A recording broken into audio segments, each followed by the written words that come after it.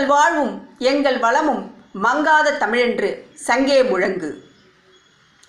எங்கெங்கும் காணினும் சக்தியடா. ஆம், எங்கும் காணும் சக்தி. ஐம்பூதங்களாய் நம் இன்றைய ஆளுமைகள். உயிர்காக்க இரவை பகலாக்கி தன்னலமற்ற உன்னத தொழில் புரியும் இவரோ உயிர்காக்கும் சக்தி மருத்துவர் ஆர். கீதா. அறிவை விரிவாக்கி ஆற்றலை போற்றி அறியாமையை நீக்கி தலை நிமிர வைக்கும் இவரோ அறிவு காக்கும் சக்தி முனைவர் கோ. கீதா. கண்ணியத்தோடு கடமையை செய்து கட்டுப்பாடுகளோடு ஆபத்தில் தூணாய் நிற்கும் இவரோ நம்மை காக்கும் காவல் சக்தி இரா. ராணி. எழுதுகோளால் படைத்து மனதாலும் அறிவாலும் நம்மை சிந்திக்க வைக்கும் இவரோ நமக்கு படைப்புலக சக்தி சக்தி ஜோதி. கண்கள் மூடினாலும் பார்வைகள் மாறாது. துலாக்கோளால் சீர்தூக்கி எளியவரையும் சரியாய் பார்ப்பால் நீதிமகள். ஆம், இவரோ நமக்கு நீதி காக்கும் சக்தி பிரியா. இவர்கள் எங்கெங்கும் காணினும் சக்திகளே. ஆம், இன்றைய நம்முடைய ஆளுமைகள். நாளைய வரலாற்றில் தடம் பதிக்க துடிக்கும் எம் பிள்ளைகள். நிச்சயம் நாளைய வரலாறு இவர்களை தாண்டி செல்லவே முடியாது. எழுச்சியும் துடிப்பும் பேராற்றலும் இவர்களை பட்டொலி வீசி பறக்க செய்யும். ஆம், நிச்சயம் வானில் பறப்பார்கள். இன்றைய ஆளுமைகளை வணங்கி நாளைய ஆளுமைகளை வாழ்த்தி இந்த அவையை தொடர்ந்து வழிநடத்த எம் மாணவ மணிகளிடம் ஒப்படைக்கின்றேன். நன்றி, வணக்கம். ஆசிரியர்கள், மாணவர்கள், நண்பர்கள் மற்றும் அனைவருக்கும் ஓர் அன்பான வேண்டுகோள். நான் 2/6/2021 புதனன்று கோவிட்-19 தடுப்பூசி போட்டுக்கொண்டேன். நீங்களும் போட்டுக்கொள்ளுமாறு இருகரம் கூப்பி அன்போடு கேட்டுக்கொள்கின்றேன். தடுப்பூசி போடுவோம், முகக்கவசம் அணிவோம், தனிநபர் இடைவெளியை பின்பற்றுவோம், வருமுன் காப்போம். நான் உங்கள் முனைவர் சே. அஜிதா, துறை தலைவர், தமிழ் உயராய்வுத்துறை, திருவிக அரசு கலைக்கல்லூரி, திருவாரூர். நன்றி, வணக்கம்.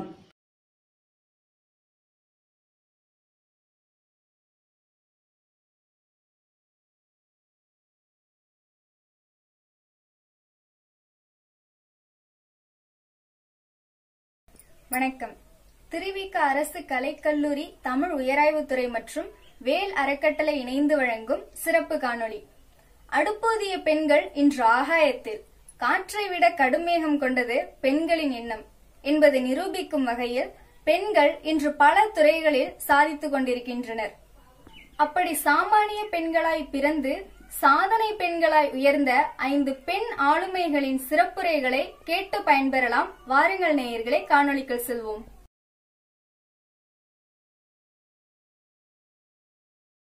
நெஞ்சங்களுக்கும் அன்பு வணக்கம். உயிர் காக்கும் உன்னத சேவையை உயிர் மூச்சாக செய்து வரும் doctor R. Geetha MBBS MD DPH இயக்குனர், ஆத்மா மருத்துவமனை மற்றும் ஆராய்ச்சி நிறுவனம், திருச்சியில் பணியாற்றும் வீர பெண்மணி இவர் தனது இளங்கலை மருத்துவ படிப்பை மதுரை மருத்துவக் கல்லூரி மதுரையில் பயின்றார். பிறகு முதுகலை மருத்துவ படிப்பை கிறிஸ்டியன் மருத்துவக் கல்லூரி வேலூரில் பயின்றார். DPH மேற்படிப்பை மெட்ராஸ் மருத்துவக் கல்லூரி சென்னையில் படித்தார். இது மட்டுமல்லாமல் இதை தொடர்ந்து தமிழ்நாடு டாக்டர் MGR மருத்துவ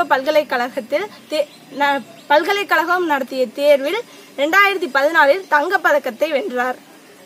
இவர் மருத்துவத்துறையில் தொடர்ந்து பெரும் சேவைகள் செய்து வருகிறார். இவர் குடும்ப நல மருத்துவம், சமூக ஆரோக்கியம், நோயாளிகளுக்கு தொடர்ந்து சேவை செய்தல், தொற்று நோய்கள், மனநோய்கள் போன்ற பல்வேறு வகையான நோய்களுக்கு சிகிச்சை அளித்து வரும் சாதனை பெண்மணி.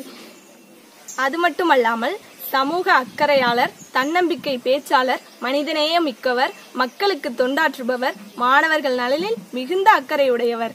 வேலூரில் கிராமப்புற சுகாதார மையத்தில் கலந்து கொள்ளும் பெண்களுக்கு நீரிழிவு நோயினால் ஏற்படும் பாதிப்பு குறித்து விழிப்புணர்வு அளித்துள்ளார்.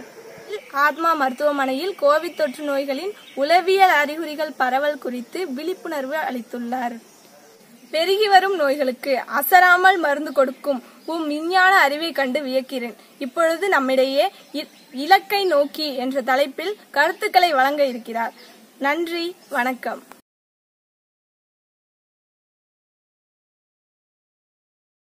வணக்கம். நான் திருச்சி ஆத்மா மருத்துவமனையோட இயக்குனர் டாக்டர் ஆர் கீதா பேசுகிறேன். இந்த தருணத்தில் திருவிக அரசு கலைக்கல்லூரி தமிழ் உயராய்வு துறை மாணவர்களுக்கு என்னுடைய வணக்கங்களையும் வாழ்த்துக்களையும் தெரிவிச்சுக்கிறேன். இந்த ஒரு தருணத்தில் உங்களை எல்லாரையும் சந்தித்து இந்த ஒரு விஷயத்தை பற்றி உங்கள்கிட்ட பேசுகிறதுக்கு ரொம்ப சந்தோஷமாக இருக்குது. கடந்த 2 மாதங்களாக கொரோனான்னு சொல்லிட்டு ஒரே கொரோனா டியூட்டிஸாக நாங்கள் பார்த்துட்ருந்தோம். ஸோ இந்த ஒரு ஸ்ட்ரெஸ்ஃபுல்லான டயத்தில் உங்களை பார்த்து உங்களை எல்லாரையும் சந்தித்து இந்த விஷயத்தை பற்றி பேசுகிறதுக்கு ஒரு வாய்ப்பு எனக்கு கிடைச்சதுக்கு நன்றி தெரிவிச்சிருக்கிறேன். பெண் ஆளுமைகள் அப்படின்னு சொன்னாங்க. நான் ஒரு ஆளுமையா அப்படிங்கிறது தெரியல எனக்கு. பட் ஒரு தலைமை பொறுப்பில் இருக்கிறதுனால அந்த பொறுப்புக்கு அந்த வேலைக்குன்னு உள்ள ஆளுமையை நான் செயல்படுத்திட்டு இருக்கேன்னு நினைக்கிறேன். ஆளுமை திறன் அப்படிங்கிறது என்னை பொறுத்த வரைக்கும் எல்லாருக்குமே இருக்குது. அதை நம்ம சரியாக வளர்த்துக்கிட்டோம்னா கண்டிப்பாக வாழ்க்கையில் நம்மளால் ஜெயிக்க முடியும். நான் உணர்ற ஆளுமைகள் இன்னைக்கு நான் உங்கள்கிட்ட பேச போகிறது நான் புரிஞ்சுக்கிட்ட விஷயங்கள். இதை பொறுத்து நான் என்னோட லைஃப்பில் ஆளுமைன்னு என்னென்ன நினச்சி வச்சுருக்கேன், ஒரு எது எனக்கு தெரிஞ்சு பெண்களுக்கு ரொம்ப உதவுறதா இருக்குது அப்படிங்கிற விஷயத்தை தான் நான் பேச போகிறேன். உதாரணமாக சொல்லணுன்னா, நான் புரிஞ்சு வச்சுக்கிற எனக்கு ஆளுமைன்னு நான் ரொம்ப மரியாதை கொடுக்குற சில பேர் இருக்கிறாங்க. அதில் முக்கியமாக நான் சொல்ல வேண்டியது, உங்களுக்கு எல்லாம் தெரிஞ்சிருக்குமான்னு தெரியல, நான் எம்டி படித்த காலேஜ் சிஎம்சி வெள்ளூர்.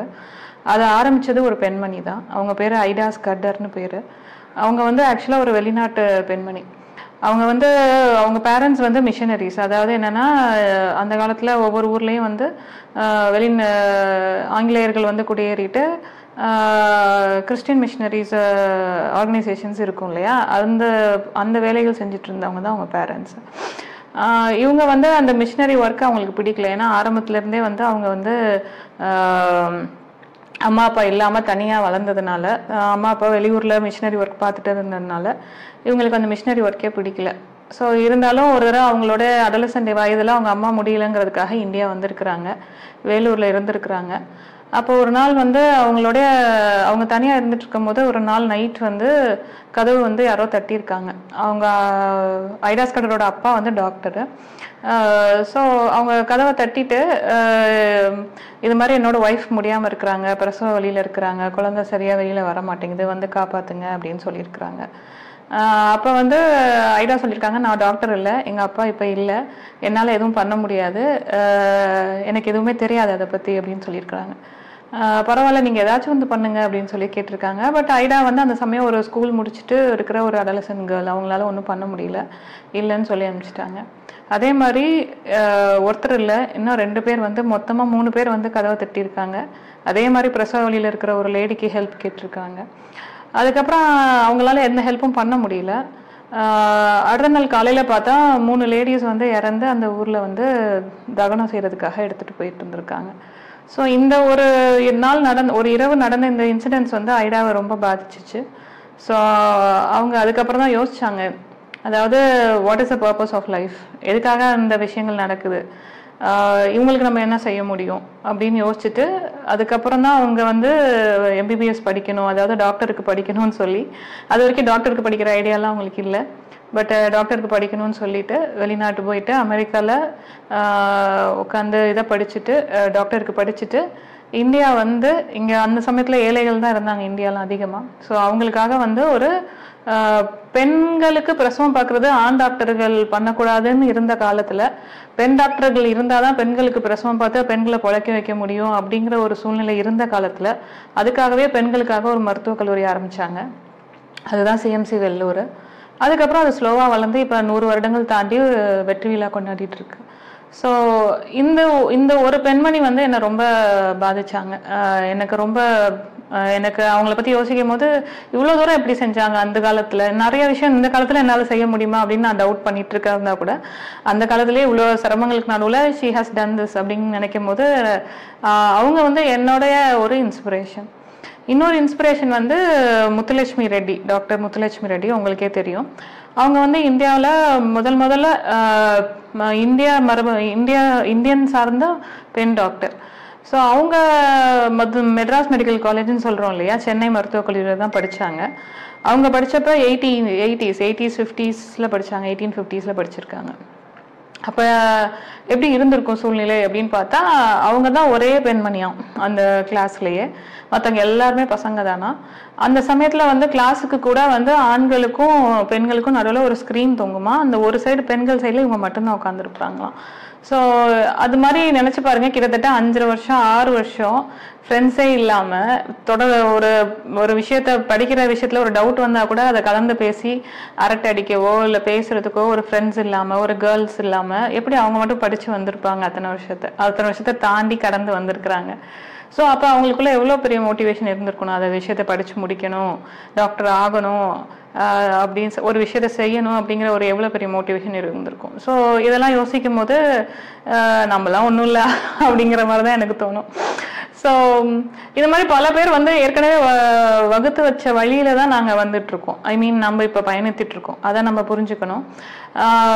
எங்கள் வீட்டில் எடுத்துக்கிட்டிங்கன்னா, என்னுடைய அம்மா தான் ஃபஸ்ட்டு மூத்த குழந்தை அவங்க வீட்டில். அவங்க தான் வந்து பெண்களில் படித்த ஜென்ரேஷனில் ஃபஸ்ட்டு ஜென்ரேஷன். எங்கள் அம்மா வந்து ஒரு டிகிரி முடிச்சிருக்காங்க, பிஏ டிகிரி. பெண்கள் படித்த ஃபஸ்ட்டு ஜென்ரேஷன் தலைமுறையை சார்ந்தவங்க. அதுக்கு காரணம் எங்கள் தாத்தா வந்து கொஞ்சம் டிராவிடியன் இன்வால்மெண்ட் எல்லாம் இருந்ததுனால பெண்கள் படிக்கணுங்கிற ஒரு விஷயத்த அவர் கவனம் செலுத்தியிருந்தாரு. ஸோ எல்லாருமே ஒரு டிகிரி படிக்க வச்சுட்டாரு.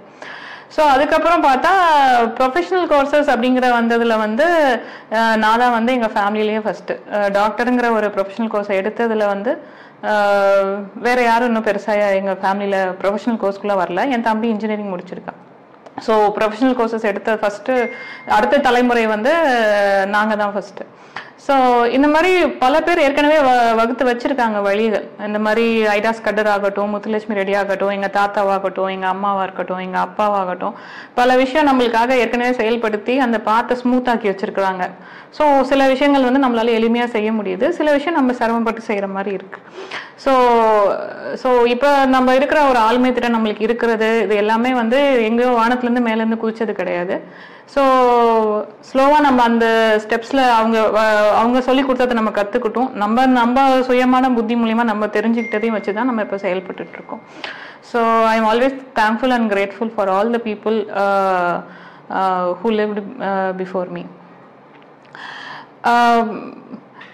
இப்போ நான் வந்து சைக்காட்ரி ஹாஸ்பிட்டலில் இருக்கேன். ஸோ நிறையா குடும்ப சம்பந்தமான விஷயங்கள் வந்து எங்கள் ஹாஸ்பிட்டலில் பேசப்படும். நிறையா வந்து இதெல்லாம் கேட்பாங்க, லைக் குடும்ப சிக்கல்களை எப்படி வெளியில் கொண்டு வருது, எனக்கு டிப்ரெஷன் இருக்குது, ஆங்ஸைட்டி இருக்குது, இந்த மாதிரி நிறைய மனம் சார்ந்த பிரச்சனைகள் தான் நாங்கள் அதிகமாக டீல் பண்ணிகிட்ருக்கோம். ஸோ இந்த மனம் சார்ந்த பிரச்சனைகளுக்கு முக்கியமாக இந்த வந்து ஆளுமை திறன் இருக்கிறவங்களுக்கு இந்த மனம் சார்ந்த பிரச்சனைகளை ஈஸியாக அதுலேருந்து வெளியில் வர்றதுக்கும் அவங்களே ஒரு அதை கோப்பப் பண்ணுற ஸ்கில்ஸ்ன்னு சொல்கிறோம்ல, அதெல்லாம் அவங்களுக்கு வந்து இயல்பாக இருக்குது. சரி, ஆளுமை திறன் நான் சொல்கிறத விட எதெல்லாம் ஆளுமை திறன் இல்லை, எதெல்லாம் நம்ம விட்டு வெளியில் வரணும் அப்படின்னு தெரிஞ்சுக்கிட்டாலே நம்ம ஆட்டோமேட்டிக்காக ஆளுமை திறனை வந்து நம்ம வளர்த்துக்கலாம். ஃபஸ்ட்டு வந்து செல்ஃப் டவுட்னா நம்மளை நாமே நம்ம சந்தேகப்பட்டுக்கிறது. நம்மளால முடியுமா, இந்த விஷயத்த செய்ய முடியுமா, ஒரு தாழ்வு மனப்பான்மை, சமூகம் நம்மளுக்கு கற்பிச்சிருக்க ஒரு தாழ்வு மனப்பான்மையோடவே இருக்கிறது. அதை விட்டு வெளியில வர வாய்ப்புகள் இருந்தும் அதை வந்து செய்யாம நம்ம இருக்கிற நம்மளுடைய சோம்பேறித்தனம். இப்போ ஒரு விஷயம் நம்மளுக்கு செய்ய வரல, ஃபார் எக்ஸாம்பிள் சொல்றேனே, ஒரு உதாரணமா தைரியமா எல்லாருக்கும் முன்னாடியே ஒரு ஆங்கிலத்துல பேசணும் அப்படிங்கிறது ஒரு விஷயம் நம்மளுக்கு வரல அப்படின்னா அதை நம்ம வந்து ஃபர்ஸ்ட் நம்ம அக்செப்ட் பண்ணிக்கணும். ஓகே, எனக்கு வரல அது அப்படின்னு அக்செப்ட் பண்ணிக்கணும். அக்செப்டன்ஸ் வந்துட்டாலே அதை தாண்டி எப்படி வெளியில வருதுன்னு நம்ம யோசிக்க ஆரம்பிச்சிடுவோம் இல்லையா? ஸோ அப்போ வந்து நம்ம அதை சம்பந்தமா படிக்க ஆரம்பிப்போம், அது சம்பந்தமா கிளாஸஸோ கோர்ஸஸோ அட்டென்ட் பண்ண ஆரம்பிப்போம், பேசி பழகுவோம், அதை விட்டு வெளியில வர முடியும். பட் நம்ம அதை அக்செப்டே பண்ணாமல் நம்ம வந்து இல்லை அவங்களுக்குலாம் அது வருது நம்மளுக்கு அது வரல அப்படின்ட்டு நம்ம ஒரு பொறாமை ஆர் ஜெலசி இந்த சைடு போயிட்டோம்னு வச்சுக்கோங்களேன், நம்மளால அந்த ஒரு குறைபாடுலேருந்து நம்மளால வெளியில் வர முடியாது. ஒரு விஷயத்தை நம்ம புதுசாக கற்றுக்கிட்டு செயல்படவும் முடியாது. ஸோ எல்லாமே வந்து கற்றுக்க முடியும் அப்படிங்கிறது தான் என்னுடைய பாயிண்ட் ஆஃப் வியூ. ஸோ அதுக்குன்னு உள்ள டைம், அதுக்குன்னு உள்ள எனர்ஜி, அதுக்குன்னு உள்ள வில் பவர் இருந்துச்சுன்னா கண்டிப்பாக நம்ம ஸ்லோவாக ஸ்டார்ட் பண்ணி கற்றுக்க முடியும். So self improvement, self doubt இல்லாமல் இருக்கிறது, ஸோ இதெல்லாம் வந்து நம்மளுக்கு ஆளுமை திறனை வந்து நம்ம வளர்த்துக்க ரொம்ப யூஸ்ஃபுல்லாக இருக்கும். அதே மாதிரி முக்கியமாக வந்து எந்த ஒரு சூழ்நிலையிலையும் வந்து ரியாக்ட் ஆகாமல் அதை யோசிச்சு முடிவெடுக்கிறது. இப்போ வந்து திடீர்னு உங்களுடைய பாஸோ இல்லை உங்கள் டீச்சரோ உங்களை திட்டாங்கன்னு வச்சுக்கோங்க, நல்லா செம்மையாக திட்டாங்க, இது வரைக்கும் நீங்கள் கேட்காத வேர்ட்ஸ் எல்லாம் கூட யூஸ் பண்ணி திட்டாங்க. ஸோ உடனே நம்ம என்ன பண்ணுவோம், அழுதுருவோம், அப்படி இல்லாட்டி கோவம் வந்துடும், கத்திடுவோம், இல்லாட்டி அந்த இடத்த விட்டு நகர்ந்து போயிட்டு ஃப்ரெண்ட்ஸ்கிட்ட வந்து புலம்புவோம். ஸோ இது எல்லாமே வந்து ரியாக்ஷன்ஸ் தான். ஸோ இதெல்லாம் இருக்க தான் செய்யும். இது வந்து எடுத்தோடனே வந்து நம்ம சிரிச்சுட்டு அதை ஹேண்டில் பண்ணுற அளவுக்கு நம்ம பக்குவப்பட்டிருக்கோமா அப்படிங்கிறது எல்லாருக்கும் வராது. பட் அந்த மாதிரி சூழ்நிலையும் நம்ம வந்து கரெக்டாக ஹேண்டில் பண்ணுறதுக்கு கற்றுக்கணும். உடனே நான் வேலையை விட்டு போகிறேன், உடனே நான் வந்து படிப்பை நிறுத்திட்டு நான் போகிறேன், இந்த மாதிரி ஒரு இது எனக்கு தேவையே இல்லை அப்படின்னு சொல்லி முடிவெடலாம் நிறைய பேர் எடுப்பாங்க. பட் திட்டு வாங்கிட்டு வந்துட்டு ஒரு நிமிஷம் உட்காந்து எதுக்காக திட்டினது அவர் சொல்றபடி அவர் அந்த விஷயத்த நம்ம செஞ்சிருந்தா என்ன நடந்திருக்கும், இப்போ என்ன நடக்கல, ஸோ எதனால நம்ம திட்டு வாங்கியிருக்கோம், சரி இப்போ இது பண்ணால் ஓகேவா அப்படின்னு சொல்லி அனலைஸ் பண்ணி நிறைய பேர்கிட்ட டிஸ்கஸ் பண்ணி அதுக்கப்புறம் ஒரு முடிவுகள் வந்து ஆராய்ந்து எடுத்தோம்னா நம்மளுக்கு வந்து வாழ்க்கையில் வந்து நேச்சுரலாகவே உங்களுக்கு ஒரு ஆளுமை திறன் வந்துடும் அப்படின்னு தான் எனக்கு தோணுது. அதுக்கப்புறம் பெண்கள்கிட்ட நான் பர்டிகுலராக பெண்கள் இல்லை எல்லார்ட்டையுமே இருக்கிறது தான், பட் பெண்கள்கிட்ட வந்து அதிகமாக இருக்கிறது வந்து என்னென்னா கருப்பாக இருக்கோங்கிற ஒரு இன்ஃபீரியாரிட்டி காம்ப்ளெக்ஸ். அப்போ நான் அழகாக இல்லை அப்படிங்கிற ஒரு இன்ஃபீரியாரிட்டி காம்ப்ளெக்ஸ் எல்லாருக்கும் இருக்குது. நீங்கள் இன்டர்நேஷ்னல் ஃபேஷன் ஷோஸ்லலாம் பார்த்தீங்கன்னா கண்டிப்பாக வந்து டஸ்கி பியூட்டி அப்புறம் பிளாக் பியூட்டி அப்படின்லாம் சொல்லி ஃபேரு ஒயிட்டு தான் எல்லாரும் இருப்பாங்கன்னு இல்லை, நிறைய மல்டி கல்ச்சுரல் பீப்புள் வந்து அதில் பார்ட்டிசிபேட் பண்ணுவாங்க. அதுலேயும் டஸ்கி பியூட்டிக்கு ரொம்ப நிறையா அங்கே வெயிட் ஜாஸ்தி. ஸோ அது மாதிரி அந்த ஸ்கின் கலருக்கு வந்து அவ்வளோ மரியாதை இருக்கக்கூடிய ஃபேஷன் இண்டஸ்ட்ரியில் கூட ஃபேஷன் இண்டஸ்ட்ரி இருக்குது. பட் நம்ம இந்தியாவில் என்ன அப்படி நினச்சிக்கிறோன்னா கொஞ்சம் கலர் கம்மியாக இருந்தால் நம்ம வந்து அழகா இல்லை அப்படின்னு நம்மளே நினச்சிக்கிறோம். அதனால கலர் ஜாஸ்தியாக இருக்கிறவங்களையோ இல்லை கொஞ்சம் நல்லா பெர்ஃபார்ம் பண்ணுறவங்களையோ பார்த்தா நம்மளுக்கு ஆட்டோமேட்டிக்காக பொறாமை வந்துடுது. ஸோ இந்த பொறாமை குணத்தையும் நம்மளுடைய இன்ஃபீரியாரிட்டி காம்ப்ளெக்ஸையும் விட்டு நம்ம வெளியேறினாலே நம்ம வந்து நிறைய விஷயத்த செய்ய முடியும். ஸோ நம்மளுடைய திறமை வந்து நம்ம என்ன கற்று வச்சிருக்கோம், நம்மளுடைய நாலேஜ் என்ன, நம்ம ஆட்டிடியூட் என்ன, நம்ம ஸ்கில் என்ன, இதை பொறுத்து தான் இருக்குது. நம்மளுடைய எக்ஸ்டர்னல் அப்பியரன்ஸை வச்சு நம்மளுடைய இது கிடையாது. நம்ம எல்லாருமே நல்லா ட்ரெஸ் பண்ணணும்னா, எல்லாரும் நல்லபடியாக க்ரூம் பண்ணி இருக்கணும்னா அதில் மாற்று கருத்தே கிடையாது. பட் இது நம்ம அழகில்லை அப்படின்னு நாமளே நம்ம நினச்சிக்கிட்டு நம்ம நிறைய விஷயத்தில் வந்து பொறாமப்படுறது வந்து நம்மளுடைய முன்னேற்றத்துக்கு எந்த விதத்துலையும் யூஸ் ஆகாது. முக்கியமாக இதை நான் வந்து பெண்களுக்கு சொல்லணும் அப்படின்னு நினைக்கிறேன். அதே மாதிரி குண்டா இருக்கோம்னு சொல்லிட்டு நம்ம எல்லாத்துலேயும் பார்ட்டிசிபேட் பண்ணாமல் விலகியே நிற்கிறது. நம்ம குண்டா இருக்கோம் அப்படின்ட்டு. பேசிக்காக குண்டுங்கிறது நம்ம பாடி ஸ்ட்ரக்சரில் இல்லை, நம்மளுடைய பிஎம்ஐயில் தான் இருக்குது. நீங்கள் உங்கள் ஹைட்டுக்கு ஏற்ற வெயிட் இருந்தீங்கனாலே நீங்கள் கரெக்டாக இருக்கீங்கன்னு அர்த்தம். அப்படின்னு தாண்டி நீங்கள் வந்து பாடி மாஸ் இண்டெக்ஸ் உங்களுக்கு ஜாஸ்தியாக இருக்கீங்கன்னா அப்போ தான் நீங்கள் குண்டாக இருக்கீங்கன்னு அர்த்தம். அப்போ நீங்கள் டாக்டராக நீங்கள் எக்ஸசைஸ் செஞ்சு ஃபிட்னஸ் மெயின்டைன் பண்ணி அந்த மாதிரி உங்களை இம்ப்ரூவ் பண்ணிக்க பாருங்கள் ஃபிட்னஸ் லெவலில். பட் அழகோட உங்களோட இதை ரிலேட் பண்ணிவிட்டு எந்த விஷயத்துலையும் கலந்துக்காமல் ஒதுங்கி இருக்கிறது, ஸோ அது வந்து இப்போ நீங்கள் எல்லாருமே வந்து தமிழ் துறையில் உயராய்வு செய்கிற மாணவர்களாகவும் மாணவிகளாகவும் இருப்பீங்கன்னு நினைக்கிறேன். இப்போ வந்து உங்களுக்கு அந்த ஆராய்ச்சி சம்பந்தமான நாலேஜ், அப்புறம் வந்து அதை எப்படி செய்கிறதுங்கிறதுக்கான திறன்கள், இது எல்லாமே உங்களுடைய காலேஜில் உங்களுக்கு சொல்லி கொடுப்பாங்க இல்லையா? இப்போ ஒரு கழுகு பார்வையாக பாருங்களேன். இப்போ தமிழில் நம்ம எந்தெந்த இடத்துல இருக்கோம், நம்ம ஆராய்ச்சி என்னென்ன லெவலில் இருக்குது, உலகளாவிய அளவில் பார்த்தோம்னா தமிழோடைய ஆராய்ச்சிகள் இன்னும் எப்படியெல்லாம் இருந்தால் நல்லா இருக்கும் அப்படின்னு நீங்கள் நினைக்கிறீங்களோ அந்த விஷயத்தை நோக்கி உங்களுடைய பாதையை நீங்கள் வகுத்துக்கிட்டீங்க அப்படின்னா அதில் கொஞ்சம் கொஞ்சமாக ஸ்டெப் எடுத்து வச்சு நம்மளுடைய தமிழ் வளர்ச்சிக்கும் ஆராய்ச்சிலையும் நம்மளுடைய முன்னேற்றத்தை ஏற்படுத்தணும் அப்படின்னு நினச்சிங்கன்னா நம்மளுக்கு வந்து இன்னும் ஒரு நல்ல ஒரு தமிழ் மொழி நம்மளுடைய குழந்தைங்களுக்கு சொல்லித்தர வசதியாக இருக்கும் அப்படின்னு நினைக்கிறேன். ஒரு சின்ன எக்ஸாம்பிள் சொல்கிறேன். என்னோட பாப்பா வந்து ஒரு 2 வயசு இருக்கும்போது நான் வந்து அவளுக்கு எழுத்து பயிற்சி இதெல்லாம் வந்து படிப்பு சம்மந்தமாக கொஞ்சம் கொஞ்சம் சொல்லி தருவோம்ல, வீட்டில் சார்ட்டெல்லாம் ஒட்டி சொல்லி தருவோம்ல, அந்த மாதிரி நான் வந்து சொல்லித்தர ஆரம்பித்தேன். அப்போ வந்து எனக்கு அந்த பசில்னு ஒன்று இருக்கும் இல்லையா, அதாவது பசில்னா இப்போ ஆங்கிலத்தில் சொன்னோம்னா ஏ இருக்கும், ஏ வந்து ஒரு குழி மாதிரி இருக்கும், அதில் வந்து ஒரு நாப் வச்சு ஏ இடத்துல ஃபிக்ஸ் பண்ணுவாங்க. அதே மாதிரி பின்னு ஒன்று இருக்கும், பிக்கான எழுத்தை தேர்ந்தெடுத்து அந்த அந்த கேப்பில் வந்து அந்த பி எழுத்தை வைக்கணும். ஸோ இந்த மாதிரி ஒரு பிளேட் இருக்கும் இல்லையா. ஸோ இது மாதிரி நான் வந்து தமிழில் இருக்கான்னு சொல்லி தேர்ந்தேன். இதெல்லாம் வந்து அவள் எடுத்து சூஸ் பண்ணி அங்கே வைக்கிற மாதிரி அந்த பசில் பிளேட் வந்து இருக்கா அப்படின்னு சொல்லி நான் தமிழில் தேர்ந்தேன். தமிழில் இருக்கான்னு தேர்ந்தேன். ரொம்ப நாளாக கடைகள்லையும் பார்த்தேன், கிடைக்கல. ஆன்லைன்லையும் பார்த்தேன், கிடைக்கல. ஹிந்தி எழுத்துக்கள் கூட கிடைச்சிச்சு, பட் ஆனால் தமிழ் எழுத்துக்கள் கிடைக்கல. அப்போ தான் யோசித்தேன், என்னடா தமிழ்னு இவ்வளோ சொல்கிறோம், எங்கே டிவியை பார்த்தாலுமே வந்து தமிழை வழங்கன்னு சொல்கிறாங்க. பட் இந்த ஒரு கற்றுக்க தரதுக்கு ஒரு சின்ன குழந்தைக்கு அந்த பசில் பிளேட் கூட நம்மளால உற்பத்தி பண்ண முடியலையா தமிழ்நாட்டில்? அவ்வளோ தூரமாக காமனாக இல்லாமல் இருக்குது அந்த இடம், அவ்வளோ கிடைக்க மாட்டேங்குது, தேட வேண்டியதாக இருக்கே அப்படின்னு சொல்லிட்டு நான் ரொம்ப வருத்தப்பட்ட விஷயம் அது. ஸோ அதனால் நம்ம தமிழ் ஆராய்ச்சிங்கும் போது இப்போ இருக்கிற தமிழ் கற்றுக்கிறதுக்கு எதெல்லாம் நம்மளுக்கு தடைக்கற்களாக இருக்குது, ஒரு குழந்தை தமிழ் கற்றுக்கிறதுக்கு எதெல்லாம் தடைக்கற்களாக இருக்குங்கிறதே ஒரு ஆராய்ச்சியாக பண்ணலாம். அதெல்லாம் நம்ம பிரேக் பண்ணுறது வந்து நம்ம கையில் தான் இருக்குது.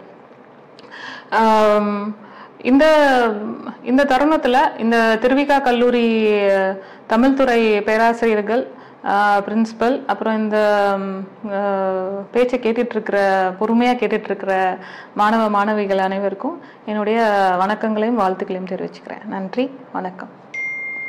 என்னையும் எழுத்தையும் கண் என சொன்னார் திருவள்ளுவர். உன்னையும் எழுத்தையும் முன்னிட செய்யும் கருவி கல்வி மட்டுமே. சாமானியனாய் பிறந்தவரையும் சாதனையாளராக மாற்றும் ஒரே ஆயுதம் கல்வி மட்டுமே.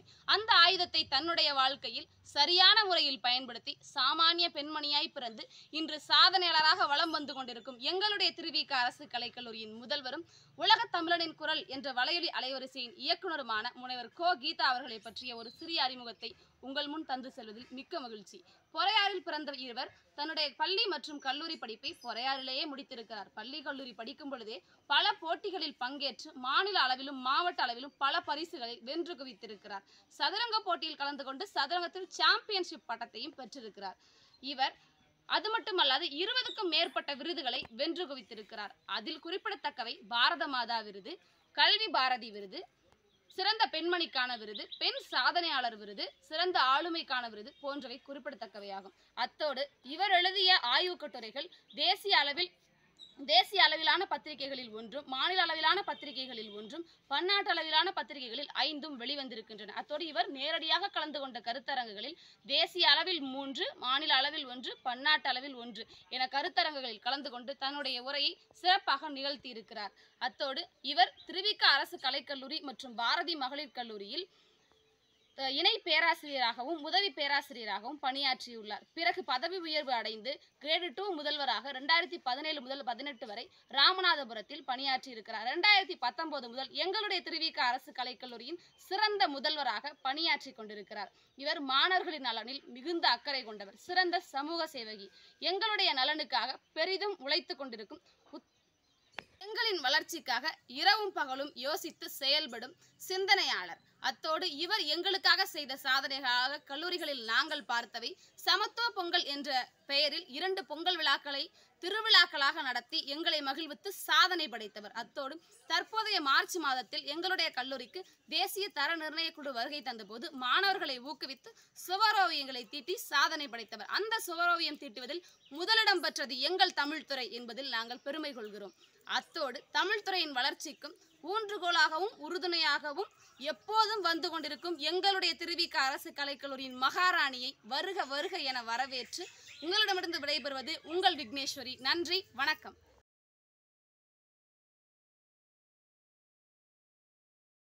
தாயே தமிழை வணங்குகிறேன். இந்த நாள் வாழ்வின் இனிய நாள். அனைவருக்கும் அன்பான என் வணக்கம். என்னை அறிமுகப்படுத்தும் பொழுது திருவிக அரசு கலைக்கல்லூரி முதல்வர், யூடிகே சேனலுடைய நிறுவனர் அப்படின்னு சொன்னாங்க. நிறுவனர் நான் அல்ல, எனது அருமை, எனது உயிரினும் மேலான மாணவ செல்வங்களும் பேராசிரியர்களும் தான்.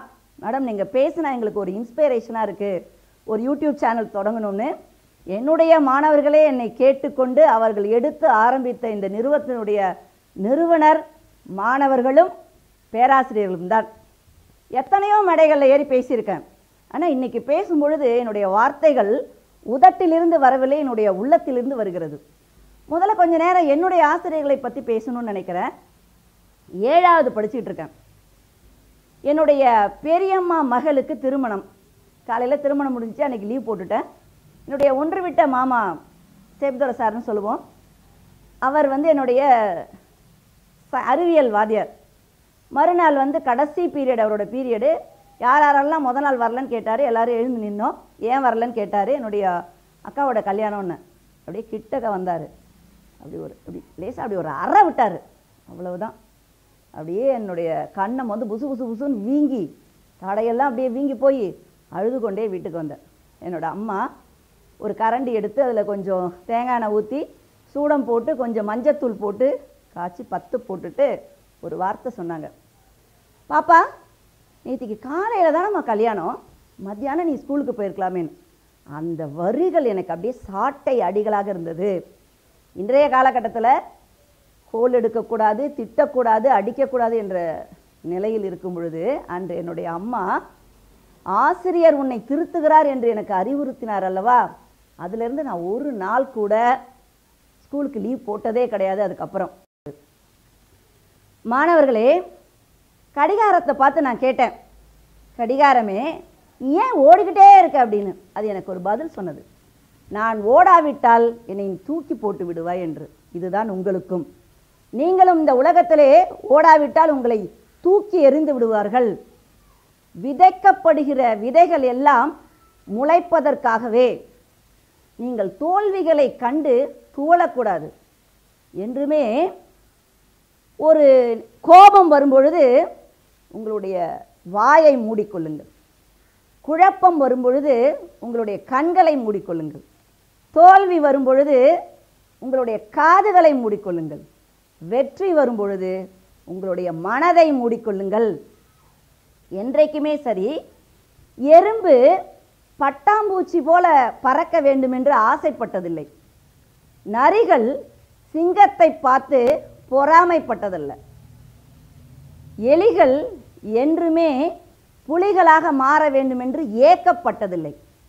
5 விரல்களும் ஒன்று போல இல்லை. நேற்று போல் இன்று இல்லை, இன்று போல் நாளை இல்லை. ஆனால் நீங்கள் மட்டும் ஏன் பிறரோடு உங்களை ஒப்பிட்டு வாழ்க்கையில் குமைந்து போகிறீர்கள்? அம்மா அப்பா பணக்காரவங்களா இல்லை, நம்மக்கிட்ட பெரிய வசதிகள் இல்லை, கார் இல்லை, பங்களா இல்லை, அப்படியெல்லாம் நினைக்காதீர்கள். உங்களுடைய வாழ்க்கை என்பது உங்களுடைய கைகளில். அடிக்கிற பந்து தான் எழும்பும். அதுபோல எவ்வளவு வாழ்க்கையில் நீங்கள் கஷ்டங்களை எதிர்கொள்கிறீர்களோ அந்த அளவுக்கு நீங்கள் வாழ்க்கையிலே உயர்வீர்கள். ஒரு சின்ன கதை சொல்கிறேன். 1937 மிக்சிகனில் டாம் என்ற ஒரு பையன் பிறக்கிறான். 4 வயசில் அவனுடைய அப்பா இறந்துடுறார். அம்மாவுக்கு எந்த வேலையும் இல்லை. அவனுக்கு ஒரு தம்பியும் இருக்கிறது. அந்த தம்பியையும் அவனையும் அந்த தாயால் பார்த்து கொள்ள முடியவில்லை. அனாதை ஆசிரமத்தில் கொண்டு போய் விட்டு விடுகிறார். அவனுக்கு 7 வயதாகும் பொழுது தாய்க்கு ஒரு நர்ஸ் வேலை கிடைக்குது. திரும்பவும் அந்த 2 பிள்ளைகளை கூட்டிகிட்டு வரா. ஆனாலும் அவளுக்கு தொலைதூரமாக இருக்கிறதால் திரும்பவும் குழந்தைகளை பார்த்துக்க முடியல. திரும்பவும் அவளை கொண்டு போய் ஆசிரமத்திலே விட்டு விடுகிறான். இந்த அனாதை ஆசிரமம் பிடிக்காமல் அந்த டாம் என்கிற பையன் ஓடி போகிறான் வீட்டை விட்டு. கொஞ்சம் கொஞ்சமாக பணம் சம்பாரித்து ஸ்கூல் படித்து முடிக்கிறான். ஆனால் அவனுடைய கல்லூரியை தொடர முடியவில்லை, பணம் இல்லை. அதனால் என்ன செய்கிறான், ஒரு வேலையாக மாறிக்கொண்டே இருக்கும்போது அவன் தம்பி சொல்கிறான், ஒரு பீஸா கடை வருதே, நம்ம 2 பேரும் ஆளுக்கு கொஞ்சம் கொஞ்சம் ஒரு $20 போட்டு நம்ம ஒரு பீஸா கடை ஆரம்பிக்கலாம் அப்படிங்கிறான். ஆனால் ஆரம்பித்து படு நஷ்டமாகிறது. தம்பி என்ன சொல்கிறான், நான் கொடுத்த பணத்தை என்கிட்ட கொடுத்துரு, நான் போகிறேன் என்று பிரிந்து செய்கிறான். அப்படியே தலையை கையில் வைத்துக்கொண்டு, ஏன் இப்படி நமக்கு மட்டும் வருகிறது, நம்மளுடைய இந்த தோல்விக்கு என்ன காரணம் என்று ஆராய்கிறான். ஒரு நல்லபடியாக போகுது, ஒரு 32 பிரான்ச்சஸ் போடுறான். ஆனால் திரும்பவும் அவனுக்கு பயங்கரமான நஷ்டம் வருகிறது. எல்லாரும் பண நெருக்கடி கொடுக்கிறார்கள். அப்போ அவன் ஒரு நினைவுகளை நினைத்து பார்க்கிறான். நம்மக்கிட்ட என்ன தவறு இருக்கிறது, ஏன் இந்த தோல்வி வந்துச்சு அப்படின்னு யோசிக்கும் போது அவன் சில மாறுதல்களை அவனுடைய பீஸாவில் பண்ணுறான். அரை மணி நேரத்திற்குள் பீஸா அவங்க வீட்டுக்கு வரலன்னா நீங்கள் பீஸாவுக்கு பணம் கொடுக்க வேணாம். அடுத்ததாக அன்றைய காலகட்டத்தில் பீஸாவை வீட்டுக்கு கொண்டு போய் கொடுக்கும்போது அது ரொம்ப ஆறி போயிருக்கு, அதனால் ரொம்ப அதனுடைய மென்மை தன்மை குறைஞ்சிருது, அதனால் யாரும் வாங்க மாட்டுறாங்க. அதற்காக என்ன பண்ணுகிறான், சிறு சிறு ஓட்டைகளை வைத்து அட்டைப்பெட்டி செய்கிறான். அதுதான் இன்றைய பீஸா வருது இல்லையா, அந்த பீஸாவை கண்டுபிடித்தவன் அந்த டாம் தான். அந்த அட்டை பெட்டியை வைத்து அந்த பீஸாவை பேக் பண்ணி வீட்டுக்கு கொடுத்து அனுப்புகிறான். அடுத்ததாக என்ன பண்ணுறான், ஃப்ரீ ஃப்ரான்ச்சைஸ். எல்லாரும் ஒரு வருஷத்துக்கு கடையை நடத்தணும், அதில் அவங்க நல்லபடியாக சக்ஸஸ் ஆனதான் அவனுடைய ஃப்ரான்ச்சைஸை கொடுப்பான். இந்த மூன்றையும் கொடுத்தவுடன் அரை மணி நேரத்துக்குள்ளே எப்படி கொண்டு வந்து நமக்கு பீஸா கொடுக்க போகிறான் அப்படின்னு நிறைய ஆர்டர் புரியுது. சரியான நேரத்தில் கொண்டு போய் அவன் பீஸாவை டெலிவரி பண்ணி 36 பிரான்ச்சஸ் ஆரம்பித்து வச்சுருந்தவன் இன்னைக்கு 85 நாடுகளில் 5000 பிரான்ச் உள்ள டொமினோஸ் அப்படின்னு நீங்களாம் சொல்கிறீங்க இல்லையா, அந்த பீஸாவுனுடைய அந்த கதையினுடைய நாயகன் தான் அந்த டாம். இன்றைக்கி அவங்கள பற்றி தெரியாத ஆட்களே கிடையாது. $900 கோடி இன்று சொந்தக்காரன். அன்று பிச்சைக்காரனாக தெருவாக அலைந்து கொண்டிருந்தவன் இன்று டொமினோஸ் பீஸாவுனுடைய சொந்தக்காரன், உரிமையாளன், ஒரு வெற்றியாளன். இதுலேருந்து உங்களுக்கு என்ன தெரியுதுன்னா, உன்னுடைய தாய் பணக்காரங்களாக இருக்கணும், தந்தை பணக்காரங்களாக இருக்கணும் தேவையில்லை, 5 விரல்களும் தான் உனக்கு மூலதனம். நீ வாழ்க்கையில் பார்த்தீங்கன்னா இலைகள் எல்லாம் உதர்கிறது அல்லவா, அந்த மரம் அதுக்காக கவலைப்படாது, திரும்பவும் அது துளிர்க்கும் என்கிற ஒரு நம்பிக்கை அதற்கு இருக்கும். அதுபோல் நீனும் தோல்வியை கண்டு துவளக்கூடாது. இந்த தோல்வி என்பது வெற்றியினுடைய முதல் படி என்று உன்னுடைய பயணத்தை நீ தொடர்ந்து போய்கொண்டே இருக்கும்.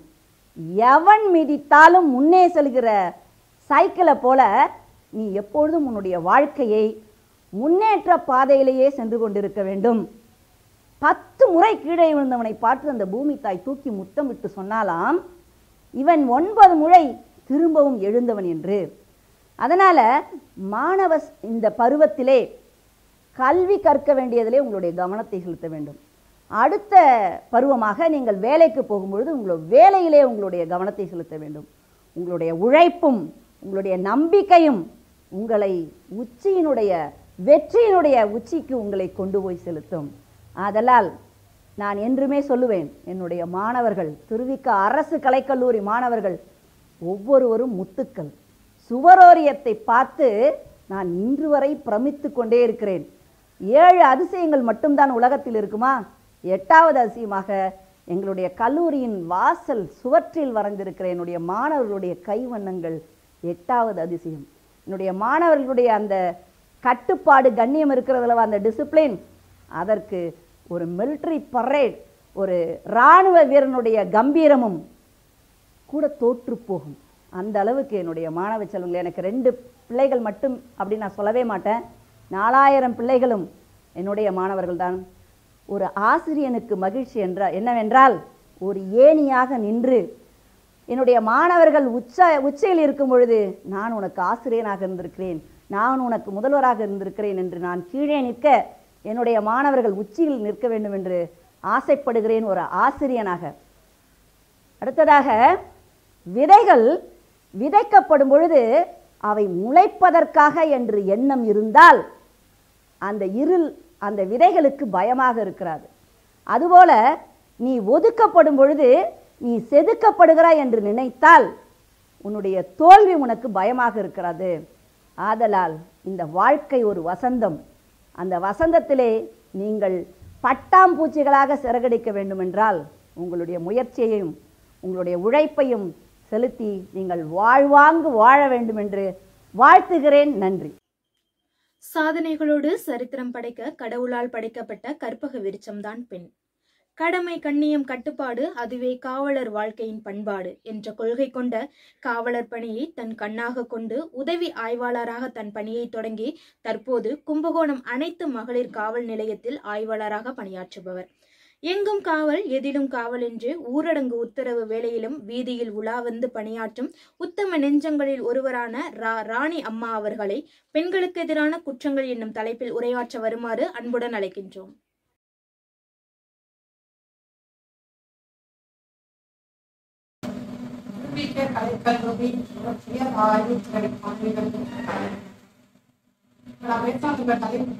பெண்களுக்கு எதிரான குற்றங்கள். தலைப்புக்குள்ள போறதுக்கு முன்னாடி ஒரு திருக்குறள் சொல்லிடுறேன். உங்களுக்கு எல்லாருக்கும் உங்க திருக்குறள் தான் உங்க லைஃப் தான் ஒரு திருக்குறள். ஒழுக்கம் விழுப்பம் தரலாம், ஒழுக்கம் உயிரினும் போங்கப்படும். இப்ப நம்ம டாபிக் அப்படின்னா, இப்போ பெண்களுக்கு எதிரான குற்றங்கள் அப்படின்னா, பெண்கள் கருவுல உருவாகிறதுல இருந்து அவங்களுக்கான சட்டங்கள் எல்லாமே இருக்கு. பெண்கள் கருவுல உருவாகும் போதுல இருந்தே அவங்களுக்கான பாதுகாப்பு.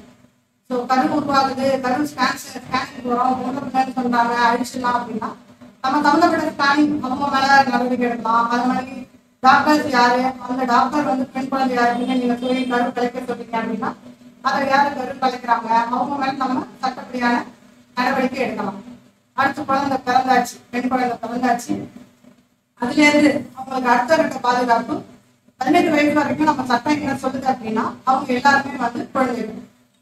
ஸோ அவங்களுக்கு குழந்தைகளுக்கு எதிரான பாலியல் குற்றங்களிலிருந்து தடுக்கும் சட்டம்னு ஒரு சட்டம்.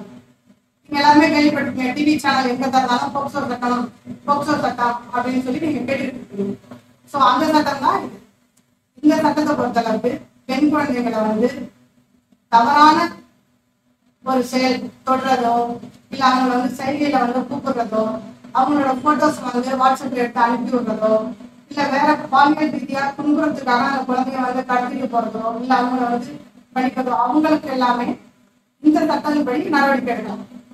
ஸோ ஒரு பொண்ணு நான் எனக்கு 18 வயசுக்குள்ள ஆனா நான் ஒரு பையனை விரும்புறேன், நானா தான் போறேன், நானா தான் கல்யாணம் பண்ணிருக்கேன் அப்படின்னு சொன்னாலும் யார் அந்த ஆண்மகனோ அந்த பொண்ணை லவ் பண்ற பையனோ அந்த கல்யாணம் பண்ற பையனோ அவங்க மேல சட்டப்படியான நடவடிக்கை எடுக்கப்படும். ஏன்னா பெண் குழந்தைகள் அப்படின்னா 18 வயசு வரைக்கும் உள்ளவங்க எல்லாமே குழந்தைகள் தான்.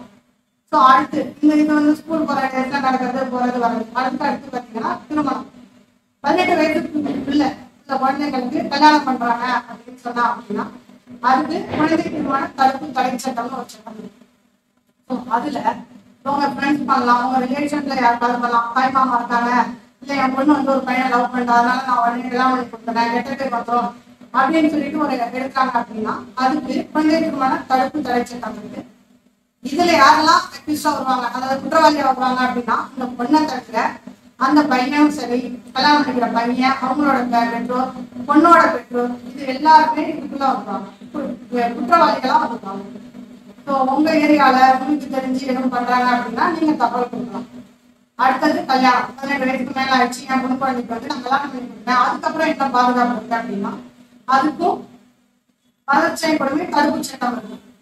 இதுல கல்யாணம் ஆகி 7 வருஷம் வரைக்கும் பாத்தீங்கன்னா இந்த வரட்சை கேட்டு மாமனாரா இருக்கலாம், மாமியாரா இருக்கலாம், ஹஸ்பண்டா இருக்கலாம், இல்ல அவங்க நாத்தனாரா இருக்கலாம், யாரு கொடுக்குறாங்களோ அவங்க மேல நீங்க கொடுத்தீங்கன்னா வரட்சை கொடுமை தடுப்பு சட்டத்தின்படி நம்ம நடவடிக்கை எடுக்கலாம். ஸோ இவ்வளோ ஆக்ட் நம்ம பெண்களை பாதுகாக்கிறதுக்காக இருக்கு. எல்லாமே சட்டங்கள் எல்லாமே ஒரு குற்றம் நடந்ததுக்கு அப்புறம் தான் பாதுகாக்கிறதுக்கு தான் இருக்கு. பட் குற்றம் வரப்போகுது, எனக்கு இந்த மாதிரி நடக்கிற மாதிரி எனக்கு தெரியுது, நான் என்ன சொல்றது, எனக்கு ஸ்டேஷனுக்கு போறதுக்கு பயமா இருக்கு, நான் யார்கிட்ட போய் சொல்றது, போலீஸ்லாம் எனக்கு பயம் அப்படின்னா நீங்க அதை பத்தி எதை பத்தி நீங்க மறப்பேன்னா 1098 சைல்டு ஹெல்ப்லைனுக்கான ஃப்ரீ நம்பர்.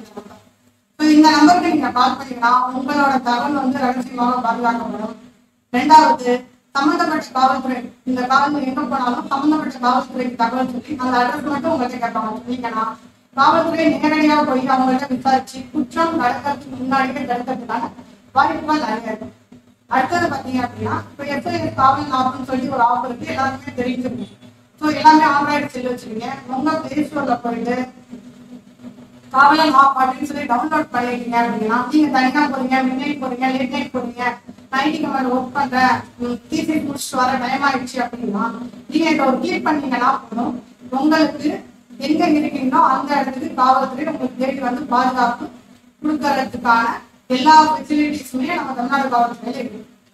அடுத்தது இதெல்லாம் ஒரு பக்கம் இருந்தாலும் பெண்கள் அப்படின்னு வந்துட்டோம் அப்படின்னா நமக்குன்னு சில விஷயங்கள்லாம் இருக்கு. ஸோ எந்த விஷயம் நீங்க செய்யறது தப்பா சரியான உங்களுக்கு இந்த ஏஜ்ல தெரியுமா இல்லையான்னு எனக்கு தெரியல. பட் ஆனா எந்த விஷயங்கள் நீங்க வந்து பேரண்ட் இருந்து மறைக்கணும் அப்படின்னு நினைக்கிறீங்களோ அந்த விஷயம் கண்டிப்பா தவறான ஒரு விஷயமா தான் இருக்கிறதுக்கான வாய்ப்பு அதிகம். உங்களுக்கே தெரியும், ஒரு புதுசா ட்ரெஸ் பண்ணிட்டு போறீங்க, அந்த ட்ரெஸ் கிழிஞ்சிச்சு அப்படின்னா உடனே வந்து பேரண்ட நீங்க சொல்ல மாட்டீங்க.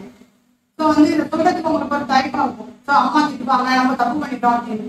ஸோ அதே தயக்கம் தான் நீங்க வந்து எல்லா விஷயத்துலையும் ஸோ நம்ம பேரண்ட சொன்னா நம்மளை வந்து திட்டுவாங்க, நம்ம செய்யறது தப்பு மறைக்கணும் அப்படின்னு நினைக்கும் போதே நீங்க செய்யறது தப்புன்றது உங்க மனசுக்கு நீங்களே ஒரு எச்சரிக்கை மழைதான் ஆகும். ஸோ வந்து நான் ஒரு தப்பு பண்றேன், இந்த செயல் சரியா தவறா அப்படின்னு உங்களுக்கு சந்தேகம் இருக்கு அப்படின்னா நீங்க பெற்றோர்கிட்ட அந்த செயலை சொல்லுவீங்களா, என்ன நடக்கும், ஸோ சொன்னா என்ன தப்பா நினைச்சுப்பாங்க அப்படின்னு நீங்க நினைச்சிட்டீங்கனாலே அந்த செயல் கண்டிப்பா ஒரு தவறான செயலாம். ஸோ அதுக்கு தகுந்த மாதிரி நீங்க இருக்கணும். ரெண்டாவது, ஃபர்ஸ்டே நான் ஒரு திருக்குறள் சொன்னேன். அந்த திருக்குறளுக்கு அர்த்தம் வந்து எல்லாருமே தெரியும். ஸோ அந்த ஒரு திருக்குறள் போதும் பாதி பிரச்சனைகள்ல இருந்து பெண்களை பாதுகாத்துக்கிறதுக்கு அதை நம்ம ஃபாலோ பண்ணாலே. ஸோ அதை நீங்க எல்லாமே தமிழ் ஸ்டூடெண்ட், உங்களுக்கு அதை பத்தி நான் சொல்ல வேண்டிய அவசியம் இல்லை. ஸோ ஆனா ஒரே ஒரு விஷயம் மட்டும் நான் சொல்லிக்கிறேன், பெண்களுக்கான அனைத்து வித பாதுகாப்பும் அவங்களுக்கான எந்த ஒரு குற்றம் நடந்தாலும் அதை தடுக்கிறதுக்கான சட்டங்கள் கருவில இருந்து இறப்பு வரைக்கும் பெண்களுக்காக தனிப்பட்ட முறையில எல்லா சட்டங்களும் இருக்கு. ஸோ அதை எல்லாருமே நீங்க உங்களுக்கு அவேர்னஸ் இல்லை அப்படின்னாலும் நீங்க வந்து நியர்பை உங்களுக்கு ஃப்ரெண்ட்ஸ் இருக்கலாம், போலீஸ் ஃப்ரெண்ட்ஸ் இருக்கலாம், நியர்பை தெரிஞ்சவங்க இருக்கலாம், அவங்கள்ட்ட கேட்டுப்பாங்க, நல்லபடியா தெரிஞ்சுப்பாங்க. இப்போ என்ன நம்பர்ஸும் நான் கொடுக்குறேன், உங்க மேம்க்கு கொடுக்குறேன், அதுலயும் வந்து நீங்க கான்டாக்ட் பண்ணலாம். உங்களுக்கு எந்த விதமான தொல்லை இருக்கு, தொந்தரவு இருக்கு, நீங்க செய்யறது சரியா தப்பா எனக்கு தெரியல அப்படின்னு சொன்னா கூட நீங்க இதுல தாராளமா கேட்டு எனக்கு என்னோட தொடர்பு கொண்டு கேட்டு தெரிஞ்சுக்கலாம். தெரிஞ்சு எதுவும் பண்றாங்க அப்படின்னா நீங்க தகவல் கொடுக்கலாம்.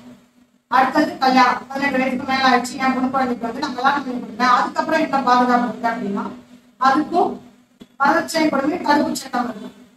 இதுல கல்யாணம் ஆகி 7 வருஷம் வரைக்கும் பாத்தீங்கன்னா இந்த வரட்சை கேட்டு மாமனாரா இருக்கலாம், மாமியாரா இருக்கலாம், ஹஸ்பண்டா இருக்கலாம், இல்ல அவங்க நாத்தனாரா இருக்கலாம், யாரு கொடுக்குறாங்களோ அவங்க மேல நீங்க கொடுத்தீங்கன்னா வரட்சை கொடுமை தடுப்பு சட்டத்தின்படி நம்ம நடவடிக்கை எடுக்கலாம்.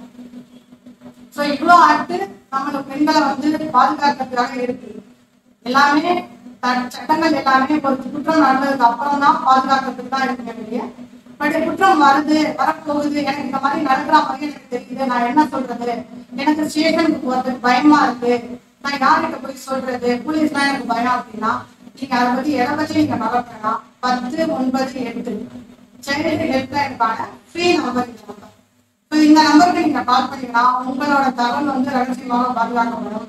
ரெண்டாவது, சம்பந்தப்பட்ட காவல்துறை, இந்த காவல் எங்க போனாலும் சம்பந்தப்பட்ட காவல்துறைக்கு தகவல் சொல்லி அந்த அட்ரஸ் மட்டும் உங்களுக்கு கேட்பாங்க. சொன்னீங்கன்னா காவல்துறை நேரடியாக போய் அவங்கள்ட்ட விசாரிச்சு குற்றம் நடக்கிறதுக்கு முன்னாடியே தடுக்கிறதுக்கான வாய்ப்புகள் நிறைய இருக்கு. அடுத்தது பாத்தீங்க அப்படின்னா இப்போ எஸ்ஐஎஸ் காவல் ஆப்னு சொல்லி ஒரு ஆப் இருக்கு, எல்லாருக்குமே தெரிஞ்சிருக்கும். ஸோ எல்லாமே ஆண்ட்ராய்டு செல் வச்சிருக்கீங்க, உங்க பிளே ஸ்டோர்ல போயிட்டு காவலன் ஆப் அப்படின்னு சொல்லி டவுன்லோட் பண்ணிருக்கீங்க அப்படின்னா நீங்க தனியா போறீங்க, மிட் நைட் போறீங்க, லேட் நைட் போறீங்க, நைட்டுக்கு மேல ஒர்க் பண்றேன், தீசி முடிச்சுட்டு வர டைம் ஆயிடுச்சு அப்படின்னா நீங்க இதை ஒரு கிளிக் பண்ணீங்கன்னா போதும், உங்களுக்கு எங்க இருக்கீங்களோ அந்த இடத்துக்கு காவல்துறை உங்களுக்கு தேடி வந்து பாதுகாப்பு கொடுக்கறதுக்கான எல்லா ஃபெசிலிட்டிஸுமே நம்ம தமிழ்நாடு காவல்துறையில இருக்கு. அடுத்தது, இதெல்லாம் ஒரு பக்கம் இருந்தாலும் பெண்கள் அப்படின்னு வந்துட்டோம் அப்படின்னா நமக்குன்னு சில விஷயங்கள்லாம் இருக்கு. ஸோ எந்த விஷயம் நீங்க செய்யறது தப்பா சரியான உங்களுக்கு இந்த ஏஜ்ல தெரியுமா இல்லையான்னு எனக்கு தெரியல. பட் ஆனா எந்த விஷயங்கள் நீங்க வந்து பேரண்ட் இருந்து மறைக்கணும் அப்படின்னு நினைக்கிறீங்களோ அந்த விஷயம் கண்டிப்பா தவறான ஒரு விஷயமா தான் இருக்கிறதுக்கான வாய்ப்பு அதிகம். உங்களுக்கே தெரியும், ஒரு புதுசா ட்ரெஸ் பண்ணிட்டு போறீங்க, அந்த ட்ரெஸ் கிழிஞ்சிச்சு அப்படின்னா உடனே வந்து பேரண்ட நீங்க சொல்ல மாட்டீங்க. ஸோ வந்து இதை சொல்றதுக்கு உங்களுக்கு ஒரு தயக்கம் இருக்கும். ஸோ அம்மா திட்டுவாங்க, நம்ம தப்பு பண்ணிட்டோம் அப்படின்னு. ஸோ அதே தயக்கம் தான் நீங்க வந்து எல்லா விஷயத்துலையும் ஸோ நம்ம பேரண்ட சொன்னா நம்மளை வந்து திட்டுவாங்க, நம்ம செய்யறது தப்பு மறைக்கணும் அப்படின்னு நினைக்கும் போதே நீங்க செய்யறது தப்புன்றது உங்க மனசுக்கு நீங்களே ஒரு எச்சரிக்கை மழைதான் ஆகும். ஸோ வந்து நான் ஒரு தப்பு பண்றேன், இந்த செயல் சரியா தவறா அப்படின்னு உங்களுக்கு சந்தேகம் இருக்கு அப்படின்னா நீங்க பெற்றோர்கிட்ட அந்த செயலை சொல்லுவீங்களா, சொன்னா என்ன நடக்கும், ஸோ சொன்னா என்ன தப்பா நினைச்சுப்பாங்க அப்படின்னு நீங்க நினைச்சிட்டீங்கனாலே அந்த செயல் கண்டிப்பா ஒரு தவறான செயலாம். ஸோ அதுக்கு தகுந்த மாதிரி நீங்க அந்த செயலை சொல்லுவீங்களா, சொன்னா என்ன நடக்கும், ஸோ சொன்னா என்ன தப்பா நினைச்சுப்பாங்க அப்படின்னு நீங்க நினைச்சிட்டீங்கனாலே அந்த செயல் கண்டிப்பா ஒரு தவறான செயலாம். ஸோ அதுக்கு தகுந்த மாதிரி நீங்க ரெண்டாவது, ஃபர்ஸ்டே நான் ஒரு திருக்குறள் சொன்னேன். அந்த திருக்குறளுக்கு அர்த்தம் வந்து எல்லாருக்குமே தெரியும். ஸோ அந்த ஒரு திருக்குறள் போதும் பாதி பிரச்சனைகள்ல இருந்து பெண்களை பாதுகாத்துக்கிறதுக்கு அதை நம்ம ஃபாலோ பண்ணாலே போதும். ஸோ அதை நீங்க எல்லாருமே தமிழ் ஸ்டூடெண்ட், உங்களுக்கு அதை பத்தி நான் சொல்ல வேண்டிய அவசியம் இல்லை. ஸோ ஆனா ஒரே ஒரு விஷயம் மட்டும் நான் சொல்றேன், பெண்களுக்கான அனைத்து வித பாதுகாப்பும், அவங்களுக்கான எந்த ஒரு குற்றம் நடந்தாலும் அதை தடுக்கிறதுக்கான சட்டங்கள் கருவிலிருந்து இறப்பு வரைக்கும் பெண்களுக்காக தனிப்பட்ட முறையில எல்லா சட்டங்களும் இருக்கு. ஸோ அது எல்லாருமே நீங்க உங்களுக்கு அவேர்னஸ் இல்லை அப்படின்னாலும் நீங்க நியர்பை உங்களுக்கு ஃப்ரெண்ட்ஸ் இருக்கலாம், போலீஸ் ஃப்ரெண்ட்ஸ் இருக்கலாம், நியர்பை தெரிஞ்சவங்க இருக்கலாம், அவங்கள்ட்ட கேட்டுப்பாங்க, நல்லபடியா தெரிஞ்சுப்பாங்க. இப்போ என்னோட நம்பர்ஸும் நான் கொடுக்குறேன், உங்க மேம்க்கு கொடுக்குறேன். அதுலயே நீங்க கான்டாக்ட் பண்ணலாம். உங்களுக்கு எந்த விதமான தொல்லை இருக்கு, தொந்தரவு இருக்கு, நீங்க செய்யறது சரியா தப்பா எனக்கு தெரியல அப்படின்னு சொன்னா கூட நீங்க இதுல தாராளமா கேட்டு எனக்கு என்னோட தொடர்பு கொண்டு கேட்டு தெரிஞ்சுக்கலாம். தேங்க்யூ. வணக்கம். கத்தி முனையை விட பேனாமுனை வலிமை வாய்ந்தது என்பதை தன் எழுத்துக்கள் மூலம் இந்த உலகிற்கு எடுத்துக்காட்டியவர் எழுத்தாளர் சக்தி ஜோதி அவர்கள். திண்டுக்கல் மாவட்டம் மேற்கு தொடர்ச்சி மலையின் அடிவார கிராமமான ஐயம்பாளையத்தில் தன் குடும்பத்துடன் வசித்து வருகிறார். தமிழில் முதுகலை பயின்ற இவர் சங்க இலக்கியத்தில் ஆய்வு செய்து முனைவர் பட்டம் பெற்றவர். வெள்ளி வீதி, தீ உறங்கும் காடு, கடலோடு இசைத்தல் போன்ற 12 கவிதை தொகுதிகளும் 2 கட்டுரை நூல்களையும் எழுதியுள்ளார். கவிதைகள் தவிர சங்க பாடல்கள், நவீன இலக்கியம், நீர் மேலாண்மை, பெண்கல்வி, சுற்றுச்சூழல், விவசாயம், காலநிலை மாற்றம் ஆகியவை குறித்து இவர் எழுதிய கட்டுரைகள் பல்வேறு இதழ்களிலும் பிரசுரமாகியுள்ளன. தேசிய வேளாண்மை மற்றும் ஊரக மேம்பாட்டு வங்கி, தமிழக அரசின் வேளாண்மை துறை மற்றும் சமூக நலத்துறை ஆகியவற்றோடு இணைந்து தனது சமூக பணி நிறுவனத்தின் மூலம் வேளாண்மை மற்றும் பெண்களின் சுயசார்பு மேம்பாட்டிற்கான ஆக்கப்பணிகளை மேற்கொண்டு வருகிறார். ஆளும் சக்தியாய் இளையோர் மனதில் தன் எழுத்துக்கள் மூலம் சீரிய கருத்துக்களை விதைத்து வருகிறார். இந்திய அளவில் மட்டுமல்லாமல் உலகெங்கிலும் உள்ள பன்னாட்டு தமிழ்ச் சங்கங்களில் பேசி வருகிறார். இவர் இலக்கியம், வேளாண்மை, பெண்கள் முன்னேற்றம் குறித்து 200க்கும் மேற்பட்ட கல்லூரிகளில் உரையாற்றியுள்ளார். பணி நிமித்தமாக அரசின் அழைப்பின் பேரிலும் தனிப்பட்ட பயணமாகவும் America, Portugal, Israel, Singapore, Malaysia, Thailand, Ilangai, China போன்ற நாடுகளுக்கு சென்று வந்திருக்கிறார். இவர் ஆற்றிய சமூக பணிகளுக்காக மாநில அளவிலான பல்வேறு விருதுகள் பெற்றிருக்கிறார். குறிப்பாக மத்திய இளைஞர் மற்றும் விளையாட்டுத்துறை அமைச்சகத்தில் மூலமாக சிறந்த இளையோர் விருது பெற்று இந்திய சீன நல்லிணக்கத்தின் சார்பாக சீனா சென்று வந்திருக்கிறார். எழுத்தாளர், கவிஞர், சமூக ஆர்வலர் என பன்முகம் கொண்ட இவர் நாளைய ஆளுமைகளான இளையோர்களுக்காக, அவர்கள் வாழ்வின் முன்னேற்றத்திற்காக பெரிதினும் பெரிது கேள் எனும் தலைப்பின் கீழ் தன்னுடைய கருத்துக்களை விதைக்க வருகிறார். விதைக்கும் சக்தியாக உருவாகி வரும் சக்தி ஜோதி அம்மா அவர்களின் கருத்துக்களை கேட்கும் நாம் வளரும் சக்தியாகி சமூகத்தில் நல்ல பல மாற்றங்களை கொண்டு வருவோம்.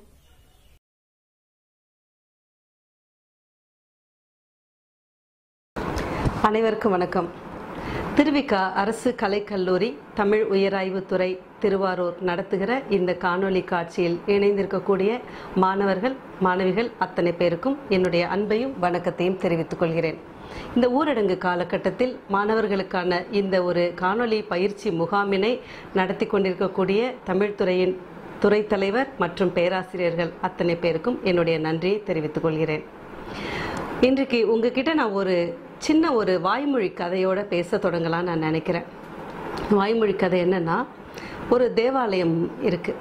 இந்த தேவாலயத்தில் ஒருத்தர் இந்த கோயில் பிள்ளைன்னு சொல்லுவாங்க. மணி அடிச்சுட்டு அந்தந்த நேரத்திற்கு பூஜைக்கு ஜபம் எல்லாம் சொல்கிறதுக்காக வரக்கூடிய ஒருத்தர் அங்கே வேலை செய்துட்ருக்கிறவர் இருக்கிறார். அவர் கோயிலெல்லாம் கூட்டி சுத்தம் பண்ணி பார்த்துட்ருப்பார். அப்போ அவர்கிட்ட புதுசாக அந்த தேவாலயத்துக்கு ஒரு பாதிரியார் வரார். அந்த பாதிரியார் வந்த உடனே அவர் என்ன பண்ணுறாருன்னா, அவரை கூப்பிட்டு பேசுகிறார். நீ என்ன பண்ணிகிட்ருக்க, எவ்வளோ வருஷமாக இங்கே இருக்கிற, இதெல்லாம் கேட்குறாரு. கேட்டோடனே அவர் ஒரு குறிப்பிட்ட காலகட்டத்தை சொல்கிறார். நான் இவ்வளோ வருஷமாக இங்கே இருக்கேன் அப்படின்னு சொன்னோடனே சரி அப்படின்னு சொல்லிட்டு ஒரு மாதம் கழித்து அவர் ஒரு சம்பளம் கொடுக்குறாரு. சம்பளம் தரும்போது என்ன சொல்கிறாருன்னா, கையெழுத்து போடு அப்படின்னு சொல்கிறாரு. எனக்கு கையெழுத்து போட தெரியாதுன்னு சொல்கிறாங்க. கையெழுத்து போட தெரியாமல் நீ தேவாலயத்தில் வேலை செய்துட்டு இருக்கிற, நீ வந்து அடிப்படையாக ஒரு கல்வி தெரிஞ்சிருக்கணுமா இல்லையா, நீ வந்து கையெழுத்து போட பழகத்தாகணும் அப்படின்னு சொல்கிறாரு. சரி அப்படின்னு சொல்லிடுறாரு இவரும். நீ கையெழுத்து போட பழகினாதான் உனக்கு வந்து இங்கே வேலை அப்படின்னு பாதிரியார் வந்து ஒரு கட்டாயமாக சொல்லிடுறாரு. அப்போ உடனே இவரும் என்ன பண்ணுறாரு, கையெழுத்து போட முயற்சியெல்லாம் பண்ணுறாரு. முதல் மாதம் முயற்சி பண்ணி முடியல. சரி, இவர் என்ன பண்ணுறாரு பாதிரியார், உனக்கு ஒரு 2 மாதம் டைம் தரேன், அது ஒரு 3 மாதம் கூட எடுத்துக்கோ அப்படின்னு சொல்கிறாரு. இவரும் வந்து 2வது மாதம் பார்க்குறாரு, 3வது மாதம் பார்க்குறாரு. அவருக்கு கையெழுத்து போட பழகவே இல்லை. 3 மாதம் ஆன உடனே இவரும் பாதிரியார் ரொம்ப கோபமாகி, நீ வந்து இனிமேல் நான் சொன்னபடி நீ பழகலை, நீ இனிமேல் இங்கே வேலை செய்யக்கூடாது, நீ கையெழுத்து போட பழகுனா தான் உனக்கு வேலை அப்படின்னு சொல்லி வெளியில் அனுப்பிச்சிடுறாரு. வெளியில் அனுப்பிச்ச உடனே இந்த ஆளுக்கு வந்து ரொம்ப வருத்தமாயிருது. ஏன்னா அவருக்கு சின்ன வயசுலேருந்து அந்த கோயிலில் மணி அடிச்சுட்டு அந்த நேரத்திற்கு பூஜை ஜெபம் அப்படி இருந்துட்டு இருந்த ஒரு ஆள். அவருக்கு வேறு எதுவுமே தெரியாது. அப்போ அந்த கோயிலை விட்டுட்டு அவர் வெளியில் போகிறார். வெளியில் போகும்போது அவருக்கு என்ன செய்யலாம் அப்படின்னு யோசிச்சுட்டே போகிறாரு. கொஞ்சம் தூரம் போகிறாரு. ரொம்ப அவருக்கு வந்து டயர்டாகிடுது. அப்போ அவர் என்ன நினைக்கிறாரு, எங்கேயாவது ஒரு டீ சாப்பிட்டா நல்லா இருக்குமே அப்படின்னு நினைக்கிறாரு. அப்போ அதுக்காக அவர் தேடி போகும்போது ஒரு டீ கடை கூட அந்த பகுதியிலே இல்லை. அப்படி 1 கிலோமீட்டர் 2 கிலோமீட்டர் நடந்து போய் ஒரு 5 கிலோமீட்டர் அந்த தேவாலயத்துலேருந்து தூரத்துக்கு போகும்போது ரொம்ப தூரம் தள்ளி தான் ஒரு டீ கடை அவருக்கு இருக்குது. எடுத்து அவர் போய் அங்கே ஒரு டீ வாங்கி குடிச்சிட்டே யோசிச்சு பார்க்குறாரு. இவ்வளோ தூரம் வரைக்கும் நம்ம நடந்து வந்து ஒரு தேநீருக்காக இவ்வளோ தூரம் அலைய வேண்டியிருக்கா அப்படின்னு யோசிச்சு பார்த்துட்டு, நம்மளே ஏன் அந்த தேவாலயம் பக்கத்தில் எங்கேயாவது ஒரு இடத்துல வந்து ஒரு முனையில் ஒரு டீ கடை ஆரம்பித்தா என்ன, ஏன்னா நமக்கு வேறு எதுவும் தெரியாது, இது ஓரளவுக்கு தெரியும் இல்லையா அப்படின்னு நினச்சிட்டு அந்த வேலையை வந்து அந்த தெரு முனையில் ஒரு டீ கடை ஆரம்பிக்கிறார். கொஞ்ச நாள் கழிச்சு அந்த டீ கடையில் நிறைய வருமானம் வர ஆரம்பிச்சிருது. வருமானம் வர ஆரம்பிச்சுன்னா இந்த தொழில் அவருக்கு ரொம்ப பிடிச்சிருது. பிடிச்சி போய் என்ன பண்ணுறாருன்னா, அவர் வந்து இன்னொரு பிரான்ச் தொடங்குறாரு. இப்படி ஒரு 2-3 இடத்துல அப்படி தொடங்கி அவர்கிட்ட நிறைய பணம் வர ஆரம்பிச்சிருது.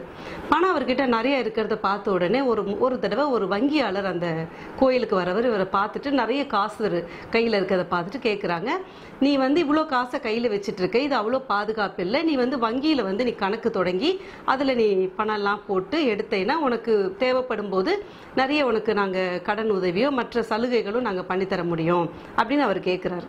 கேட்கும்போது அவர் வந்து யோசிக்கிறாரு. சரி, உங்ககிட்ட நான் காசை கொடுக்கறதுனால என்ன லாபம் இருக்குது அப்படின்னு நிறைய கேள்விகள்லாம் கேட்டு கடைசியில் அவர் ஒத்துக்கிறார். வங்கியில் கணக்கு தொடங்க ஒத்துக்கிறார். இப்போ வங்கியாளர் கேட்குறாரு, நீ வந்து கையெழுத்து போடணும், கையெழுத்து போட்டு நீ வந்து இந்த மாதிரி பண்ணணும், ஏன்னா நீ வந்து ஒரு சொல்லும்போது அப்போ அவர் எனக்கு கையெழுத்து போட தெரியாது அப்படின்னு அவர்கிட்ட சொல்கிறாரு. அப்போ அவர் சொல்கிறாரு, நீ கையெழுத்து போட தெரியாமல் இருக்கும்போதே இவ்வளோ யோசிச்சு இவ்வளோ அழகாக உன்னுடைய தொழிலை நீ வந்து விருத்தி பண்ணி சம்பாத்தியம் பண்ணியிருக்க, அப்போ நீ இன்னும் கையெழுத்து போட தெரிஞ்சு இன்னும் கொஞ்சம் உன்னுடைய படிப்பெல்லாம் நீ வளர்த்துருந்தீங்கன்னா இன்னும் நீ எவ்வளோ சம்பாதிச்சிருக்கலாம் அப்படின்னு அவர் கேட்குறாரு. இப்போ இந்த இடத்துல தான் நம்ம ஒரு விஷயத்தை புரிஞ்சுக்கணும். என்ன அப்படின்னா, இந்த கதை வந்து உங்களுக்கு ஒரு வேளை தெரிஞ்சிருக்கலாம். இது வந்து என்ன ஒரு வாய்மொழி கதை, நிறைய இடங்களில் கேட்டிருக்கலாம். உலகம் முழுக்க கதைகள்ங்கிறது வந்து எப்போதுமே நம்மக்கிட்ட வந்து இருந்துக்கிட்டே இருக்கிற ஒரு விஷயந்தான். ஆனால் யார் எந்த கட்டத்தில் நமக்கு சொல்கிறாங்கங்கிறத பொறுத்து தான் அந்த கதைக்கான அர்த்தம் வந்து நமக்கு மாறுபடும். ஏன்னா நமக்கு கதை எப்போது நமக்கு கிடைச்சிருக்கு அப்படின்னு பார்த்தீங்கன்னா, எப்போ நம்ம அம்மா நம்மளை தூக்கி இடுப்பில் வச்சு நிலாவை காட்டி நிலாவில் ஒரு பாட்டி வடை சுடுறாங்க அப்படின்னு ஒரு கதை சொல்ல தொடங்குறாங்களோ அன்றைக்கே நமக்கு கதை நம்முடைய காதுக்கு வந்து சேர்ந்துருது. கற்பனைகள் நமக்கு இருக்குது. அப்போது அந்த கதை எந்த காரணத்துக்காக யார் சொல்லியிருக்கிறாங்க அப்படிங்கிறது ரொம்ப முக்கியம். இந்த கதையை நம்ம வந்து 2 வேறு விதமாக பார்க்கலாம்.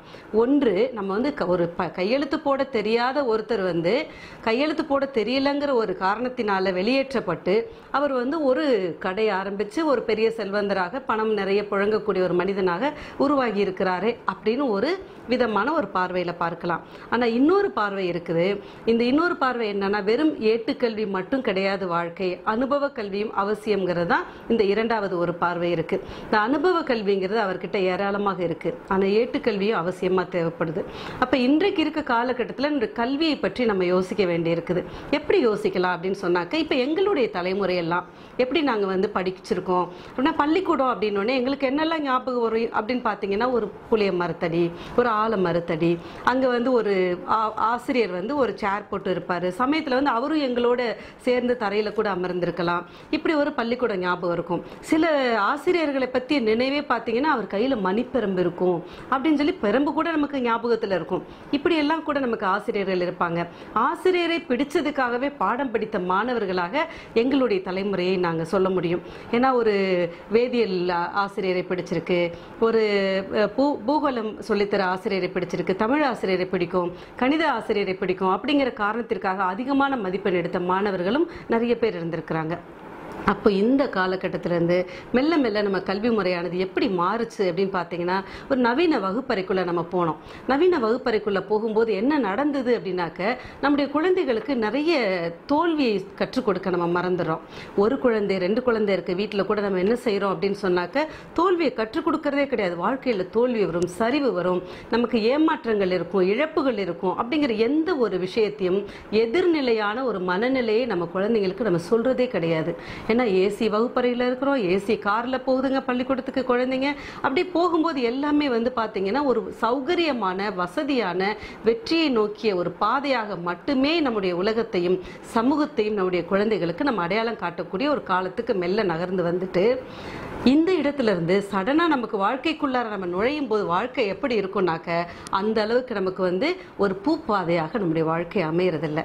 அப்ப நம்ம தோல்வியை ஏற்றுக்கொள்ள முடியாத, அந்த தோல்வியை ஏற்றுக்கொள்ள முடியாத ஏமாற்றத்தினால் ஏற்படக்கூடிய பல்வேறு இழப்புகளை இன்றைய தலைமுறையினர் சந்தித்து கொண்டிருக்க இந்த சூழல்ல தான் இந்த ஊரடங்கு அப்படிங்கிறது ஒரு மிக முக்கியமான ஒரு பெரிய பின்னடைவாக நம்ம பார்க்கலாம். இந்த பின்னடைவை நம்ம எப்படி பார்க்கலாம் அப்படின்னு பார்த்தீங்கன்னா, இன்றைக்கு நம்ம கிட்ட இருக்கக்கூடிய விஷயங்கள் என்னெல்லாம் இருக்கு. இப்போ உங்க கூட இருக்கக்கூடிய, உங்களுக்கு பக்கத்தில் இருக்கக்கூடிய உறவினர்கள்ட்ட இருந்து இழப்பு ஏற்பட்டிருக்கலாம், நிறைய வேலை இல்லாம வறுமை ஏற்பட்டிருக்கும், ஏழ்மைக்கு உள்ளாகி இருப்போம். இப்படி பல்வேறு காரணங்களால நம்முடைய வந்து அன்றாட பொருளாதார சூழல், அன்றாட தேவைகள்ல கூட நமக்கு தடுமாற்றங்கள் இருக்கும். இந்த இடத்துல வந்து நம்ம வந்து எதையெல்லாம் சந்திக்கிறோம் அப்படின்னு சொன்னா, ரொம்ப முக்கியமா அரசு கல்லூரியில படிக்கக்கூடிய மாணவர்களாக இருக்கக்கூடிய நீங்கள் யோசிக்க வேண்டிய விஷயம் வந்து பல விஷயம் இருக்குது. ஏன்னா நீங்க இது வரைக்கும் கூட பெரிய சௌகரியமான, நான் இதுக்கு முன்னாடி சொன்ன அந்த சௌகரியமான ஒரு குளிரூட்டப்பட்ட ஒரு பள்ளிக்கூடத்துல படித்து வந்திருக்காத தலைமுறையினராக கூட நீங்க இருக்கலாம். அப்படி இருக்கிற சந்தர்ப்பத்துல இந்த காலகட்டம் உங்களுக்கு முன்பாக கிடைத்திருக்கக்கூடிய ஒரு அதிர்ஷ்டமான ஒரு காலகட்டம் அப்படின்னு நீங்க உங்களை நம்பணும். ஏன்னா தனிமைங்கிறது நமக்கு இது வரைக்கும் அமையவே இல்லை. நம்முடைய வாழ்க்கையை பார்த்தீங்கன்னா, தமிழக வாழ்க்கை முறை, மரபு முறை எப்படி இருந்தது அப்படின்னாக்க ஒரு கூட்டு வாழ்க்கை தான். நம்ம வந்து ஒரு சங்கிலி போல, ஒரு சங்கிலி தொடர் போன்ற ஒரு வாழ்க்கைக்கு தான் நம்மலாம் பழக்கப்பட்டிருக்கிறோம். அப்படி இருக்கப்போ வந்து மெல்ல மெல்ல நம்ம வந்து இன்றைக்கு நம்மை நாமே தனிமைப்படுத்தி கொள்ளக்கூடிய ஒரு காலத்துக்கு நம்ம நகர்ந்திருக்கிறோம். இப்போ இந்த தனிமைப்பட்ட இந்த காலத்தில் நம்ம என்னெல்லாம் செய்யலாம்? அப்போ இந்த தனிமைப்பட்ட காலத்தில் நமக்கு என்ன மாதிரியான இழப்புகள் ஏற்பட்டு இருக்கிறது? உயிரிழப்பாக இருக்கலாம், அல்லது நமக்கு உணவு சம்பந்தப்பட்ட, அல்லது உடை சார்ந்து, அல்லது இருப்பிடம் சார்ந்து பல கேள்விக்குறிகளோட, தடுமாற்றங்களோட, உறவினருடைய இழப்புகளோட, பல்வேறு சிக்கலோட நம்ம இருக்கும்போது இது அத்தனையும் படிக்கல்லாக, உங்களுடைய தடைக்கல்லாக இருக்கக்கூடிய இதை படிக்கல்லாக மாற்றி நாளைய சமுதாயத்திற்கு நீங்கள்லாம் ஒரு வெற்றி உடையவர்களாக, அடையாளம் தரக்கூடிய ஒரு மாணவர்களாக உயர்ந்து நிற்கணும். அப்படிங்கிறது தான் ரொம்ப முக்கியமான விஷயம். ஏன்னா இந்த ஊரடங்கு காலகட்டத்தில் ஆசிரியர்களுடைய ஒரு தடுமாற்றத்தை நீங்க இந்த நேரத்தில் யோசிச்சு பார்க்கணும். என்ன மாதிரியான தடுமாற்றம் இருக்கும் அப்படின்னாக்க, நீங்க இந்த காலகட்டத்தில் படிக்கக்கூடிய அத்தனை குழந்தைகளுக்குமே இந்த ஆண்ட்ராய்டு மொபைல் பயன்படுத்துறது ரொம்ப எளிமையான ஒரு விஷயம். ஏன்னா அத்தனை பேருக்கும் மொபைல் கையில் கொடுத்தா, ஏன்னா குழந்தைங்களுக்கே விளையாட கொடுக்குறது ஒரு, இந்த மொபைல் வந்த பின்னாடி விளையாட்டு பொருளாக அதுதான் இருக்கிறப்போ அவங்களுக்கு வந்து மொபைல் பயன்பாடுங்கிறது ரொம்ப எளிமையான ஒரு விஷயம். ஆனால் ஆண்ட்ராய்டு வகுப்பு அறைக்கு பழக்கப்படுத்தி கொள்ளக்கூடிய ஆசிரியர்கள் படக்கூடிய துயரம் மிக கடினமான ஒரு துயரங்களை சந்தித்திருக்கிறார்கள். நிறைய பாடம் நடத்துவதற்கு அவர்கள் வந்து அந்த காணொலி வகுப்புக்காக தங்களை தயார்படுத்திக் கொள்வது அப்படிங்கிறது ரொம்ப சிரமமானது. ஒரு வகுப்பறைக்குள்ள நுழையும் போது ஒரு ஆசிரியருக்கான அவசியம் என்ன இருந்தது அப்படின்னாக்க, வந்து பார்த்த உடனே வகுப்பில் இருக்கக்கூடிய 40 பேரோ 50 பேரோ மாணவர்களுடைய முகத்தை பார்த்து, இன்றைக்கு வந்து இந்த மாணவன் வந்து சரியா இல்லையே, காலையில் சாப்பிடாம வந்திருக்கிறானே அப்படின்னு கூட அவங்களால யோசிச்சிட முடியும். அப்படி ஒரு இடத்துல இருந்து இன்னைக்கு உங்க வீட்டில் எதுவும் பிரச்சனையான கூப்பிட்டு கேட்கக்கூடிய ஆசிரியர்கள் கூட இருந்திருக்கிறாங்க. ஆனா இன்றைக்கு காணொலி வகுப்புங்கிறது உங்க கையில இருக்கு. மாணவர்கள் உங்க கையில இருந்து நீங்க என்ன பண்ணணும் அப்படின்னு சொன்னா, உலகம் முழுக்க இப்ப உங்க கையில இருக்கு, ஆசிரியர் உட்பட. ஆசிரியரை நீங்க எப்படி பயன்படுத்த போறீங்கிறதா முக்கியமான ஒரு விஷயம். ஒரு சமயத்துல 40 பேரும் ஒரு வகுப்பறையில உட்கார்ந்து அந்த 40 பேரையும் ஆசிரியர் தன் முன்பு ஒரு பிரம்பே இல்லைனா கூட அவர்களுடைய பார்வை ஒரு பிரம்பாக இருக்கும், அவருடைய சொல் ஒரு பிரம்பாக கூட இருக்கலாம். அந்த வழிப்படுத்துதல் இருந்தது. ஆனா இன்றைக்கு வழிப்படுத்துதல்ங்கிறது உங்களை நீங்களே வழிப்படுத்தக்கூடிய ஒரு விஷயத்திற்கு நீங்க நகர்ந்து வந்திருக்கிறீங்க.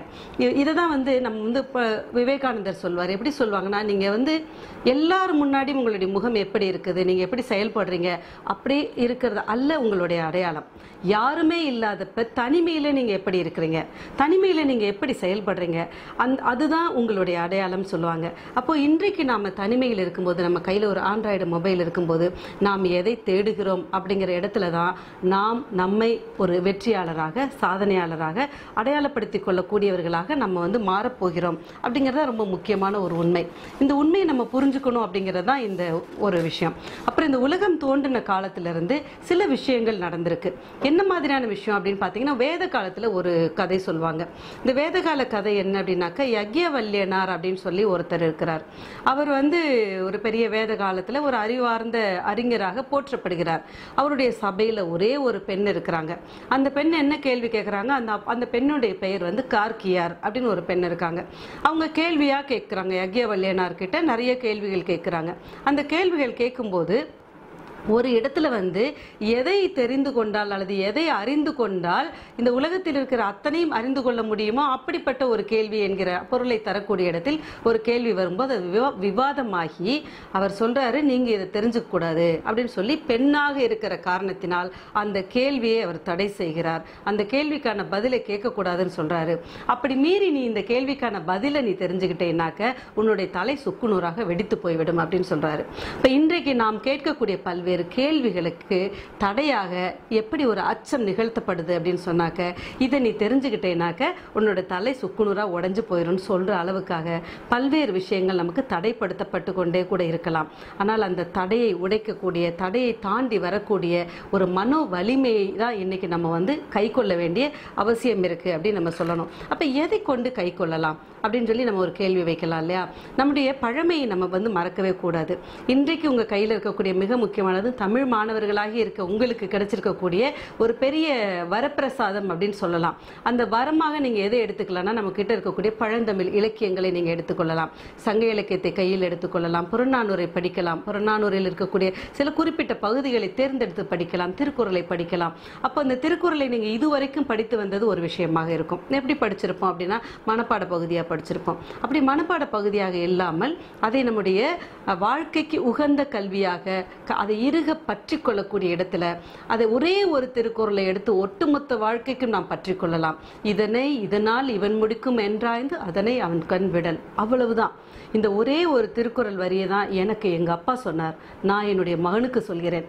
இந்த திருக்குறளை எனக்கு அப்பா அவர் சொல்லும்போது நான் கேட்ட வயதில் அது எனக்கு அதனுடைய முழு பொருள் தெரியாமல் இருந்திருக்கும் போது அவர் எனக்கு ரொம்ப ஒரு சின்ன விளக்கம் சொன்னார். எப்படி விளக்கம் சொன்னார்னா, இதனால் இவன் முடிக்கும் என்றாய்ந்து அதனை அவன் கண் விடல் அப்படிங்கிறதுக்கு அவர் சொன்ன விளக்கம் என்ன அப்படின்னா, இப்போ உனக்கு எனக்கு ரொம்ப பிடிச்ச ஒரு விஷயம் இந்த உலகத்திலே காஃபின்னு சொல்லுவேன்.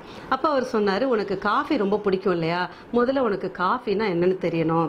எதையாவது ஒன்றை கொண்டு கொடுத்து காஃபின்னு சொன்னால் நீ அதை நம்பக்கூடாது இல்லையா, அதனால் இந்த காஃபியை நீயே போட்டு பார்த்து விதவிதமாக எந்த காஃபி கொட்டையிலேருந்து எந்த மாதிரியான ருசி வருது அப்படிங்கிறத நீ தெரிஞ்சுக்கணும் அப்படிங்கிற மாதிரி எனக்கு சொன்னாங்க. அப்போது அந்த காஃபியை பற்றி தெரிஞ்சுக்கிறோம். அப்போ இதனை அப்புறம் இதனால் அதுக்கு என்னென்ன பொருளெல்லாம் சேர்மானங்கள் இருக்குது, அது எந்த விதமான பக்குவத்தில் வறுக்கப்படணும் அல்லது அரைக்கப்படணும் அப்படிங்கிறது நமக்கு தெரியணும். அப்புறம் இவன் முடிக்கும், அப்ப இந்த வேலையை ஒருத்தர்கிட்ட ஒப்படைக்கணும் இல்லையா. அப்ப நமக்கு எதிர இருக்கவனுக்கு இந்த தொழில்நுட்பம் தெரியுமா, அவனுக்கு அதுக்கான அறிவு இருக்குதா அப்படிங்கிற ஒரு விஷயத்தை நம்ம தெரிஞ்சுக்கிறோம். அப்ப இவன் முடிக்கும் என்று ஆய்ந்து அதான் ரொம்ப முக்கியமானது. அதை ஆராய்ந்து, சும்மா ஒரு காஃபி தானே யார்கிட்ட வேணாலும் கொடுத்துடலாமே அப்படின்னு நினைக்காம அதை ஆராய்ந்து பார்த்து அதனை அவன் கண் விட்டுறணும். அதுக்கப்புறம் பின்னாடியே நம்ம போய் தண்ணி வச்சுட்டியா, பால் வச்சுட்டியா, காஃபி தூள் போட்டுட்டியா, எவ்வளோ சக்கரை போட்ட, இத்தனை கேள்விகளை செய்கிறதா இருந்ததுன்னா நாமளே அதை செய்திடலாமே அப்படின்னு எனக்கு சொன்னாங்க. அப்போ இது ஒரு லீடர்ஷிப்கான, ஒரு தலைமைத்துவத்தை ஏற்று நடத்தக்கூடிய ஒரு பண்பிற்கான ஒரு விஷயமாக எனக்கு எங்கள் அப்பா சொன்னதை நான் என்னுடைய மகனுக்கு சொல்கிறேன். அப்படி ஒரு திருக்குறள், ஒரே ஒரு திருக்குறளை காலம் முழுக்க நம்ம கையில் எடுத்துக்க முடியும். அதே போல தான் இந்த காலகட்டத்தில் நாம் எதையெல்லாம் எடுத்துக்கலாம் அப்படின்னு பார்த்தாக்க இன்றைக்கு காலகட்டத்திற்கு உகந்த ஒரு திருக்குறளாக ரொம்ப எளிய திருக்குறள் அது எதுன்னு பார்த்தீங்கன்னா, கற்க கசடர கற்பவை கற்றபின் நிற்க அதற்கு தக. அவ்வளோதான். இப்போ நம்ம என்னெல்லாம் கற்றுக்கொள்ள போகிறோம்? நம்ம பக்கத்தில் ஆசிரியர் இருந்து என்ன படிச்சிட்டியா, ஹோம்ஒர்க் எழுதிட்டியா, உன்னோட எக்ஸாம் எப்படி எழுதியிருக்கிற, உங்கள் பேப்பர் எடுத்து பார்க்கறது, உங்கள் பக்கத்தில் வந்து நின்று கவனிக்கிறது, எதுவுமே இன்னைக்கு ஆசிரியர் செய்ய முடியாது. நீங்கள் உங்களுடைய வகுப்பறையில் உட்கார்ந்து தள்ளி தள்ளி ஒரு 4 பேருக்கு ஒரு வேறு மாணவர்களை உட்கார வைத்து பரீட்சை எழுதின ஒரு காலகட்டத்திலேருந்து நகர்ந்து உங்கள் வீட்டில் உங்கள் வீட்டு மேஜையில் உட்கார்ந்து புத்தகத்தை பார்த்தும் அதற்கு ரெஃபரன்ஸ்க்காக நிறைய வந்து நெட்டில் இருந்து எடுத்தும் கூட இன்றைக்கு நீங்கள் உங்களுடைய பரீட்சை எழுதிட்டு இருக்கீங்க. அப்போ இந்த பரீட்சை எழுதக்கூடிய இடத்துல இருந்து எத்தனை தூரம் உங்களுக்கு அறிவு கிடைக்கும் அப்படின்னு நீங்கள் யோசிச்சு பாருங்க. அப்போ இன்றைக்கு கல்வியை நீங்கள் வந்து தகவமைத்துக் கொள்ள வேண்டும். உங்களுக்கு தக்க இந்த காலத்துக்கு தக்க தகவமைத்துக் கொள்ள வேண்டும். டார்வினோட தியரி இதை தான் பேசுது. அதாவது சர்வைவல் ஆஃப் தி ஃபிட்டஸ்ட் அப்படின்னு சொல்றாங்க.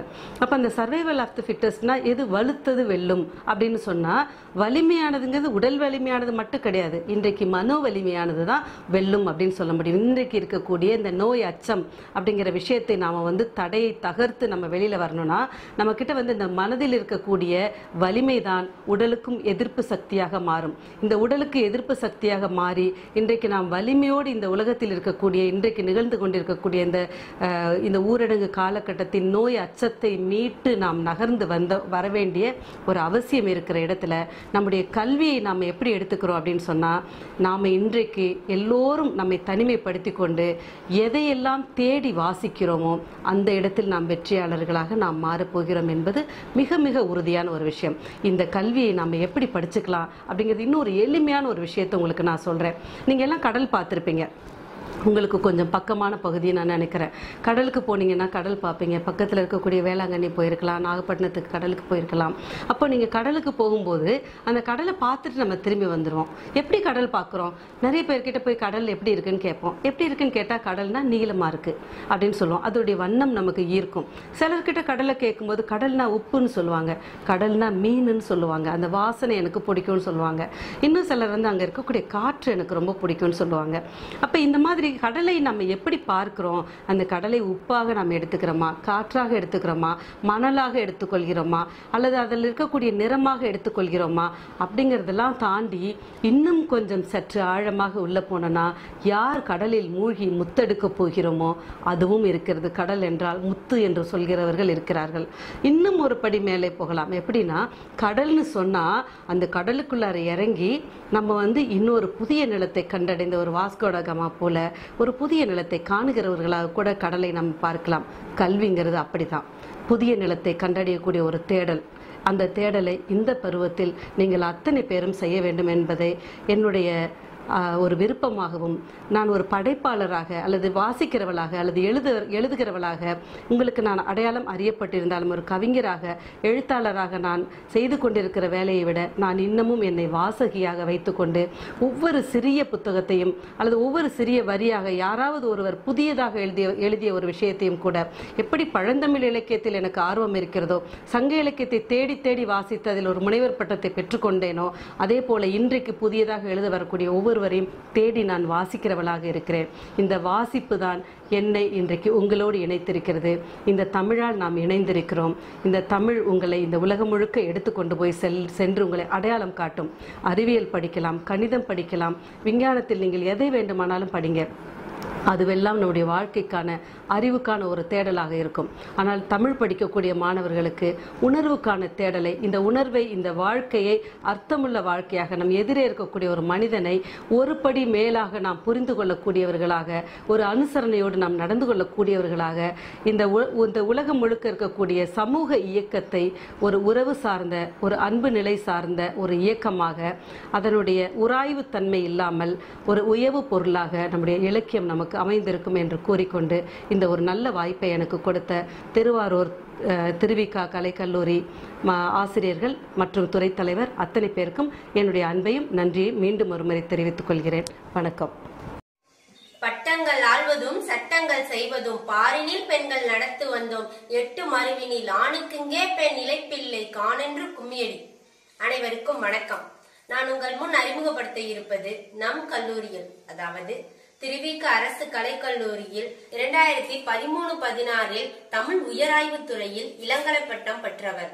BL பட்டப்படிப்பை திருச்சிராப்பள்ளியில் அரசு சட்டக்கல்லூரியில் படிப்பை முடித்தார். திருத்துறைப்பூண்டி நீதிமன்றத்தில் வழக்கறிஞராக இருக்கக்கூடிய பிரியா அவர்களை உங்கள் முன் அறிமுகப்படுத்துவதில் பெரும் மகிழ்ச்சி அடைகிறேன். இவர் பள்ளி படிக்கும் பொழுது திருக்குறள் போட்டியில் கலந்து கொண்டு பல பரிசுகள் பெற்றவர். திருக்குறள் மீது அதிகம் நாட்டம் கொண்டதால் மறைந்த முன்னாள் முதல்வர் அவர்களிடம் பல விருதுகள் பெற்றிருக்கிறார். சிறப்பு இடமும் பெற்றிருக்கிறார். மாவட்ட ஆட்சியர் அவர்களிடமும் பல விருதுகள் பெற்றிருக்கிறார். இவர் நம் கல்லூரியில் படிக்கும் பொழுது நடனங்களில் ஆடி பல பரிசுகள் பெற்றிருக்கிறார். அது மட்டுமல்லாமல் நுண்கலை மன்றம் நடத்தக்கூடிய பல போட்டிகளில் கலந்து கொண்டு சிறப்பு மிக்க இடமும் பல பரிசுகளையும் பெற்றிருக்கிறார். இவரை பற்றி கூறுவதில் மிகவும் மகிழ்ச்சி அடைகிறேன். இதோ எங்கள் சகோதரி நம்பிக்கையின் சக்தி என்ற தலைப்பில் ஒரு உரைவீச்சு ஒன்றை கூற இருக்கிறார். வாங்க காணொலியை பார்க்கலாம். நன்றி, வணக்கம்.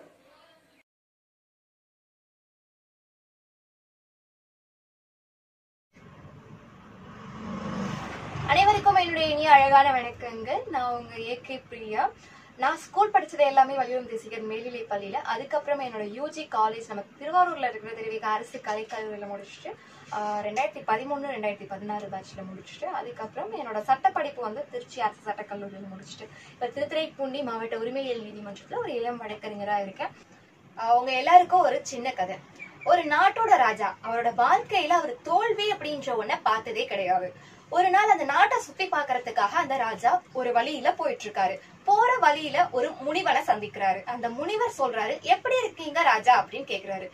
ராஜாவும் சொல்றாரு, எனக்கு என்ன முனிவரே, நான் ரொம்ப நல்லா இருக்கேன் அப்படின்னு சொல்றாரு. ஓகே ராஜா, இந்த 2 பெட்டிகளையும் நீங்க வைத்துக் கொள்ளுங்கள். என்னைக்காவது உங்க வாழ்க்கையில வந்து ஒரு கஷ்டமோ இல்ல இப்ப இருக்கிற சந்தோஷத்தை விட நீங்க ரொம்ப அதிகமான சந்தோஷமாவோ இருந்தாவோ இந்த பொட்டியை திறந்து பாருங்க அப்படின்னு சொல்லிட்டு ஒரு 2 பெட்டிகளை ராஜா கிட்ட அந்த முனிவர் கொடுக்கறாரு.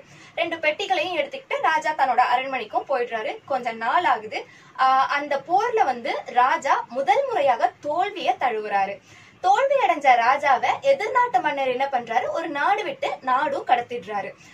இன்னொரு நாட்டுக்கு போன ராஜாவையும் அங்க இருக்க விடாம ஒரு காட்டுக்கும் அனுப்பி வச்சிடுறாங்க. ஒரு காட்டுக்கு போன ராஜா கூட யாருமே கிடையாது. அதாவது அவரோட அந்த நாட்டுல இருந்த அமைச்சர்களோ இல்ல கூட இருந்த மக்களோ யாருமே கிடையாது. அந்த காட்டுல நம்ம ராஜா மட்டும் தனியா இருக்காரு.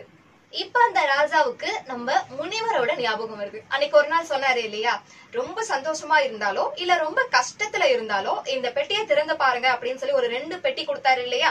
அதுல ஒரு பெட்டியை எடுத்து நம்ம ராஜா இப்ப ஓபன் பண்ணி பாக்குறாரு. அதுல ஒரு வாசகம் இருக்கு, இதுவும் கடந்து போகும் அப்படின்னு இருக்கு. அதாவது இப்ப நம்ம ராஜா ரொம்ப கஷ்டமான ஒரு நிலையில துன்பப்பட்டுட்டு இருக்காரு இல்லையா, இந்த நிலையும் கடந்து போகும் அப்படின்றதுக்கான மீனிங் தான் அது. உடனே என்ன பண்றாரு, நம்ம ராஜாவோட மனசுல ஒரு நம்பிக்கை பிறகுது. அந்த நாட்டுல உள்ள அந்த காட்டுல இருக்கிற மக்கள் எல்லாரையும் அழைச்சிக்கிட்டு ஒரு போருக்கு தயாராகிறாரு. நம்ம ஒரு ராஜா கிட்ட தோத்து போனாரு இல்லையா, அதே ராஜா கிட்ட அந்த காட்டுல உள்ள மக்கள் எல்லாரு கூடயும் சேர்ந்து போருக்கு போறாரு.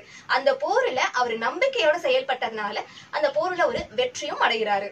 இப்போ நம்ம ராஜாவுக்கு மறுபடியும் அவரோட நாடு அவரோட கைக்கு வந்தாச்சு. இப்ப நம்ம ராஜா நினைக்கிறாரு, மறுபடியும் அந்த முனிவரை நினைச்சு பாக்குறாரு. நினைச்சு பார்த்துட்டு முனிவர் வந்து 2 பொட்டி கொடுத்தாரு இல்லையா, ஒரு பெட்டியை தானே அவர் ஓபன் பண்ணி பாத்திருக்காரு. இப்போ இன்னொரு பெட்டி எடுத்து ஓபன் பண்ணி பாக்குறாரு. அந்த பெட்டியிலையும் இதுவும் கடந்து போகும் அப்படின்ற அதே வாசகம் இருக்கு.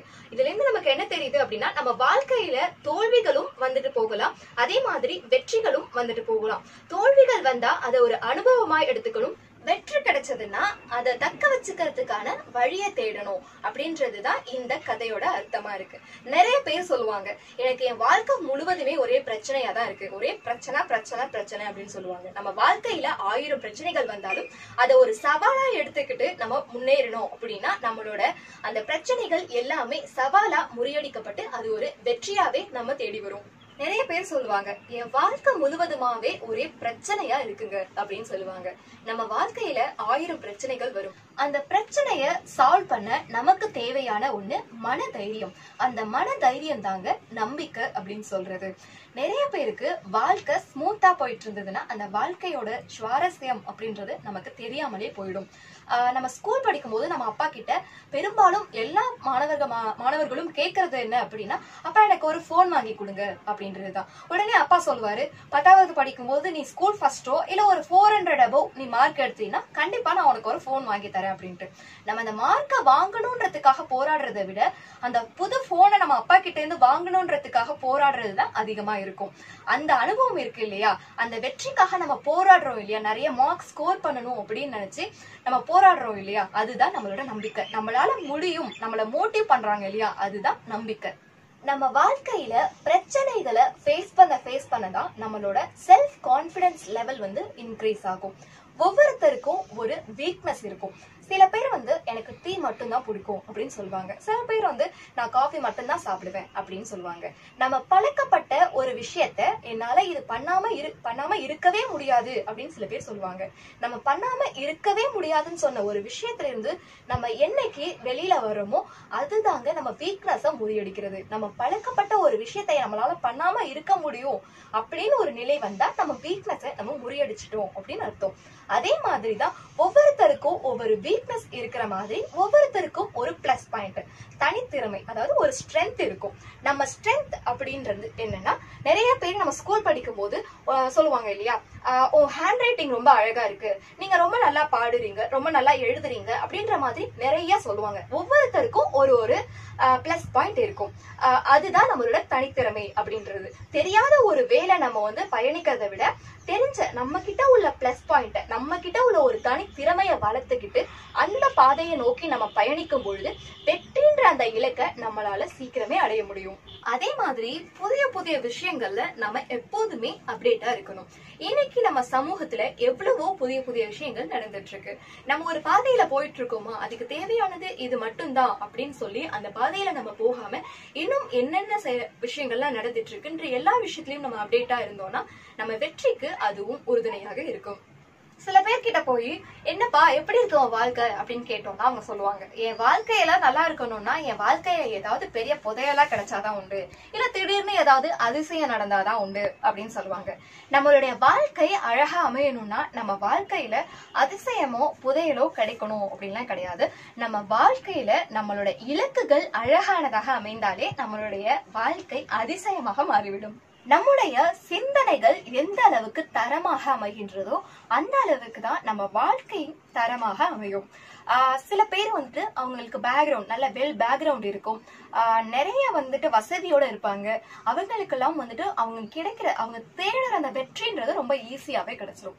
எல்லாமே கிடைக்கிற ஒரு வெற்றி ஒரு உண்மையான வெற்றியே கிடையாது. எனக்கு பின்னால எதுவுமே கிடையாது, நான் என்னோட தனி முயற்சியில நான் ஒரு வெற்றியை தேடி போகிறேன் பயணித்து அதுல கிடைக்கிற ஒரு வெற்றி தான் உங்களோட உண்மையான வெற்றி.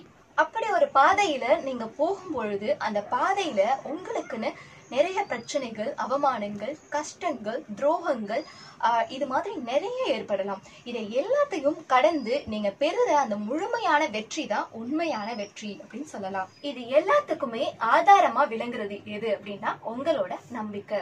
நம்ம செய்யற எல்லா செயல்களையும் முழு நம்பிக்கையோட செயல்படணும். நம்ம நம்பிக்கை அப்படின்றது நம்ம மனதுல ஒரு மூளையில ஒரு குட்டியா இருந்தா பத்தாது. நம்ம நம்பிக்கை அப்படின்றது எப்பொழுதுமே ரொம்ப பெரிய அளவுல இருக்கணும். என்னைக்குமே நான் யாருன்றத நான் தான் முடிவெடுக்கணும். நிறைய பேர் சொல்லுவாங்க, எனக்கு நிறைய பிரச்சனை இருக்கு, இதுக்கெல்லாம் டைம் இல்லை அப்படின்னு சொல்லுவாங்க. பிரச்சனை அப்படின்னம்னா சொல்லிட்டு இருந்தோம்னா அந்த பிரச்சனையில இருந்து கண்டிப்பா நம்மளால வெளியில வர முடியாது. வெளிச்சம் வேணும் அப்படின்னா நாம தான் வெளிச்சத்தை தேடி போகணுமே தவிர வெளிச்சம் நம்மளை தேடி வராது.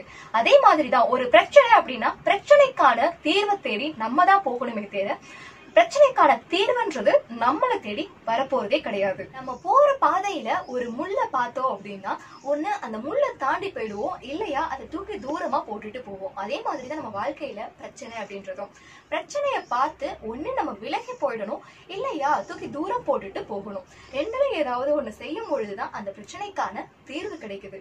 நம்ம வாழ்க்கையிலயும் அந்த முள்ளை எப்படி தூக்கி போடுறோமோ அதே மாதிரி நம்ம பிரச்சனைகளை தூக்கி தூரம் போட்டுட்டு நம்ம வெற்றிக்கான பாதையில பயணிச்சோம் அப்படின்னா அந்த வெற்றியை உங்களால எளிதில் அடைய முடியும். இது எல்லாத்துக்குமே நமக்கு என்ன தேவை அப்படின்னா நம்பிக்கை மட்டும்தான். நம்ம செய்யற எல்லா செயல்கள்லயுமே நம்பிக்கையோட செஞ்சோம் அப்படின்னா வெற்றின்ற ஒண்ண ஈஸியா அடைய முடியும். ஒரு சின்ன கதை. காசி ஆத்துல போய் தலைமுழுகுனா பாவங்கள் எல்லாமே போயிடும் அப்படின்னு கேள்விப்பட்டிருப்பீங்க.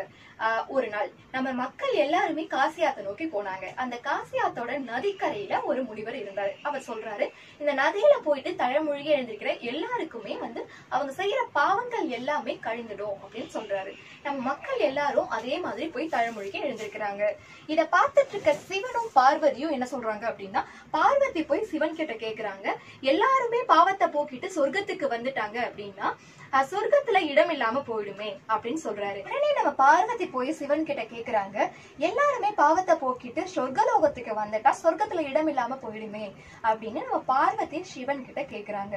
உடனே நம்ம சிவன் சொல்றாரு, இதுல தலைமுழுகிற எல்லாருமே முழு நம்பிக்கையோட செய்யறது இல்ல. சில பேர் முழு நம்பிக்கையோட செய்வாங்க, பல பேர் இதுல ஒரு ஓரளவு நம்பிக்கையோட தான் செய்வாங்க. எல்லாருமே முழு நம்பிக்கையோட செய்ய மாட்டாங்க. எனக்கு புரியலையே அப்படின்னு பார்வதி அம்மா கேக்குறாங்க. சரி வா பூலோகத்துக்கு போலாம் அப்படின்னு சொல்லி 2 பேரும் பூலோகம் வராங்க. சிவன் ஒரு கிழவனாகவும் பார்வதி ஒரு கிழவியாகவும் பூமியை அடையிறாங்க. அந்த காசி ஆற்றாங்கரையில நின்றுட்டு இருக்காங்க 2 பேரும். கொஞ்ச நேரத்துல நம்ம கிழவனாக இருக்கிற நம்ம சிவன் என்ன பண்றாரு, ஆத்துல குதிச்சிடுறாரு. பார்வதி உடனே சத்தம் போடுறாங்க, என்னுடைய கணவர் ஆத்துல அடிச்சுட்டு போறாங்க, யாராவது காப்பாத்துங்க. ஆனா என்னோட கணவர் மிகப்பெரிய சிவபக்தர், பாவம் செஞ்சிருக்க யாராவது என்னுடைய கணவரை தொட்டாங்க அப்படின்னா அவங்க நெருப்புல எரிஞ்சிடுவாங்க. சோ பாவம் பண்ணாத யாராவது என் கணவரை காப்பாத்துங்க அப்படின்னு சத்தம் போடுறாங்க. இத பார்த்துட்டு இருந்த யாருமே கிழவனா இருக்கிற நம்ம சிவபெருமான காப்பாத்தவே இல்லை. அங்க ஒரு முனிவர் இருந்தாரு இல்ல, அந்த முனிவர் கூட போய் சிவபெருமான காப்பாத்தலையா. அவர் கூட மனசுல நினைச்சுக்கிறாராம், நம்ம போய் காப்பாத்த போயிட்டு அந்த கிழவனை தொட்டு நம்ம எரிஞ்சு போயிட்டோம் அப்படின்னா மக்கள் எல்லாரும் இவர் ஒரு பொய்யான முனிவர் போல இருக்கு, இவர் நிறைய பாவம் செஞ்சிருக்காரு போல அப்படின்னு நினைச்சிட்டா என்ன பண்றது அப்படின்னு சொல்லிட்டு அந்த முனிவர் கூட காப்பாத்த போகல. அங்க இருக்கிற மக்கள் எல்லாருக்குமே நீச்சல் தெரிஞ்சிருந்தும் அந்த கிழவனை யாருமே காப்பாத்தல. இந்த சத்தத்தை கேட்டுட்டு இருந்த ஒரு வெட்டியான் அங்கிருந்து என்ன கதை அப்படின்னு சொல்லி கிழவியா இருக்கிற நம்ம பார்வதி கிட்ட கேக்குறாரு. உடனே பார்வதி அம்மா சொல்றாங்க, என்னோட கணவர் ஒரு பெரிய சிவபக்தர், பாவமே பண்ணாத ஒருத்தர் தான் என்னுடைய கணவரை காப்பாற்ற முடியும். யாராவது பாவம் பண்ணிட்டு என்னுடைய கணவரை தொட்டா அவங்க நெருப்புல எரிஞ்சு சாம்பலா போயிடுவாங்க அப்படின்னு சொல்லி கிழவியா இருக்கிற பார்வதி அந்த வெட்டியான் கிட்ட சொல்றாங்க. வெட்டியான் உடனே என்ன பண்றாரு, வேகமா ஓடி போய் அந்த காசி ஆற்றுல தழமுழுகிட்டு, இப்ப என்னுடைய பாவங்கள் எல்லாமே போயிடுச்சு, நான் என்ன பாவம் செய்தேன் என்று எனக்கு தெரியவில்லை, இருந்தாலும் நான் இந்த காசி ஆற்றங்கரையில் குளிச்சுட்டு என்னோட பாவத்தை எல்லாத்தையும் நான் போக்கிட்டேன், இப்ப போய் நான் உன் கணவரை காப்பாத்துறேன்னு சொல்லி அந்த தண்ணியில அடிச்சுட்டு போன பக்கம் போய் நம்ம கிழவனா இருக்கிற சிவபெருமானையும் காப்பாத்தி கொண்டுட்டு வந்துடுறாரு. இப்ப நம்ம சிவனும் பார்வதியும் முழுமையான அவங்களோட உண்மையான வடிவத்துக்கு வராங்க. இப்ப சிவன் பார்வதி கிட்ட சொல்றாங்க, இங்க எத்தனை பேர் குளிச்சாங்க, ஏன் முனிவர் கூட தழமொழிகிட்டு தான் இருக்காரு, எல்லாருமே இந்த ஆற்றுல குளிச்சா பாவம் போயிடும் நினைச்சாங்க, ஆனா யாருமே பாவத்தை தான் போக்கிட்டோமே, நம்ம போயிட்டு அந்த கிழவரை காப்பாத்தலாம் அப்படின்னு யாருமே நினைக்கல இல்லையா. இங்க முழு நம்பிக்கையோட தழமொழிகிட்டு என்னோட பாவங்கள் எல்லாம் போயிட்டு அப்படின்னு சொல்லி என்ன காப்பாத்தின இந்த வெட்டியான் மட்டும்தான் இந்த ஆத்துல குளிச்சா பாவங்கள் எல்லாம் போயிடும் அப்படின்ற முழு நம்பிக்கையோட வந்தாரு. இதே போலதான் நம்ம வாழ்க்கையில நம்ம செய்யற செயல்கள் எதெல்லாம் நம்ம முழு நம்பிக்கையோட செய்யறோமோ அந்த செயல்களுக்கு மட்டும்தான் வெற்றி கிடைக்குது. அதே போல நம்ம வாழ்க்கையில ஒவ்வொரு நாளும் ஒவ்வொரு மாதிரியான நிறைய வேலைகளை நம்ம பார்ப்போம். ஒவ்வொரு வேலையிலையும் நம்ம என்ன பண்ணுவோம் அப்படின்னா ஒரு கடமைக்கு செய்வோம். நிறைய பேர் அப்படிதான் செய்வாங்க. அந்த மாதிரி இல்லாம செய்யற வேலைய முழு ஈடுபாட்டோடு முழு நம்பிக்கையோட செஞ்சோம் அப்படின்னா கண்டிப்பா வெற்றி நம்ம பக்கம். வாழ்க்கையில ஒவ்வொரு தோல்விகளும் ஒரு அனுபவத்தை கத்துக் கொடுக்கும். ஒவ்வொரு அனுபவமும் ஒரு பாடத்தை கத்துக் கொடுக்கும். ஒண்ணு அது நம்மளோட பலத்தை புரிய வைக்கும், இல்லைன்னா பலவீனத்தை தெரிய வைக்கும். அதுல நல்ல அனுபவம் கிடைச்சா நம்ம பரவசப்படணும், மோசமான அனுபவம் கிடைச்சா பக்குவப்படணும். அவ்வளவுதாங்க வாழ்க்கை. ஒரு நல்ல படிக்கிற ஒரு பள்ளி மாணவன் திடீர்னு அந்த பள்ளி நிர்வாகம் பள்ளியை விட்டு அந்த பையனை டிஸ்மிஸ் பண்ணிடுறாங்க. என்ன காரணம் அப்படின்னு பார்த்தா பள்ளி ஃபீஸ் கட்டுவாங்க, ஸ்கூல் ஃபீஸ் கட்டுவாங்க இல்லையா, அது அந்த பையனால கட்ட முடியல. காரணம் என்ன அப்படின்னா அவங்க அப்பா திடீர்னு இறந்துடுறாங்க. அதுக்கு மேல பள்ளி படிப்பை கூட அவரால் தொடர முடியாத ஒரு சூழ்நிலை. கொஞ்ச நாள் ஆகுது, கொஞ்சம் வருடம் ஆகுது. அதே மாணவனை, அந்த பையனை ஒரு சீஃப் கெஸ்டா அதே பள்ளி நிர்வாகம் கூப்பிட்டு மீடியாக்கள் முன்னாடி எங்க பள்ளி மாணவன் அப்படின்னு சொல்றாங்க. அவர் வேற யாரும் கிடையாது, இசை புயல் AR ரஹ்மான் அவர்கள்.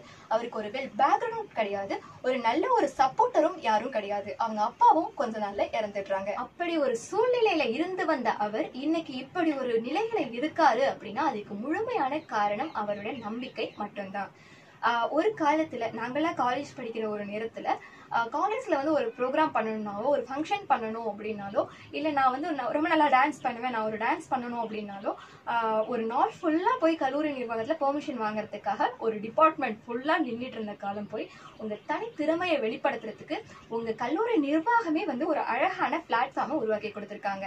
இதையே ஒரு ஊன்றுகோலா பயன்படுத்தி உங்க எல்லார் வாழ்க்கையிலும் நீங்க வெற்றி அடையணும் அப்படின்னு சொல்லிக்கிட்டு வாய்ப்பளித்த நமது கல்லூரி நிர்வாகத்திற்கு நன்றியை தெரிவித்துக் கொண்டு விடைபெறுகிறேன். நன்றி, வணக்கம்.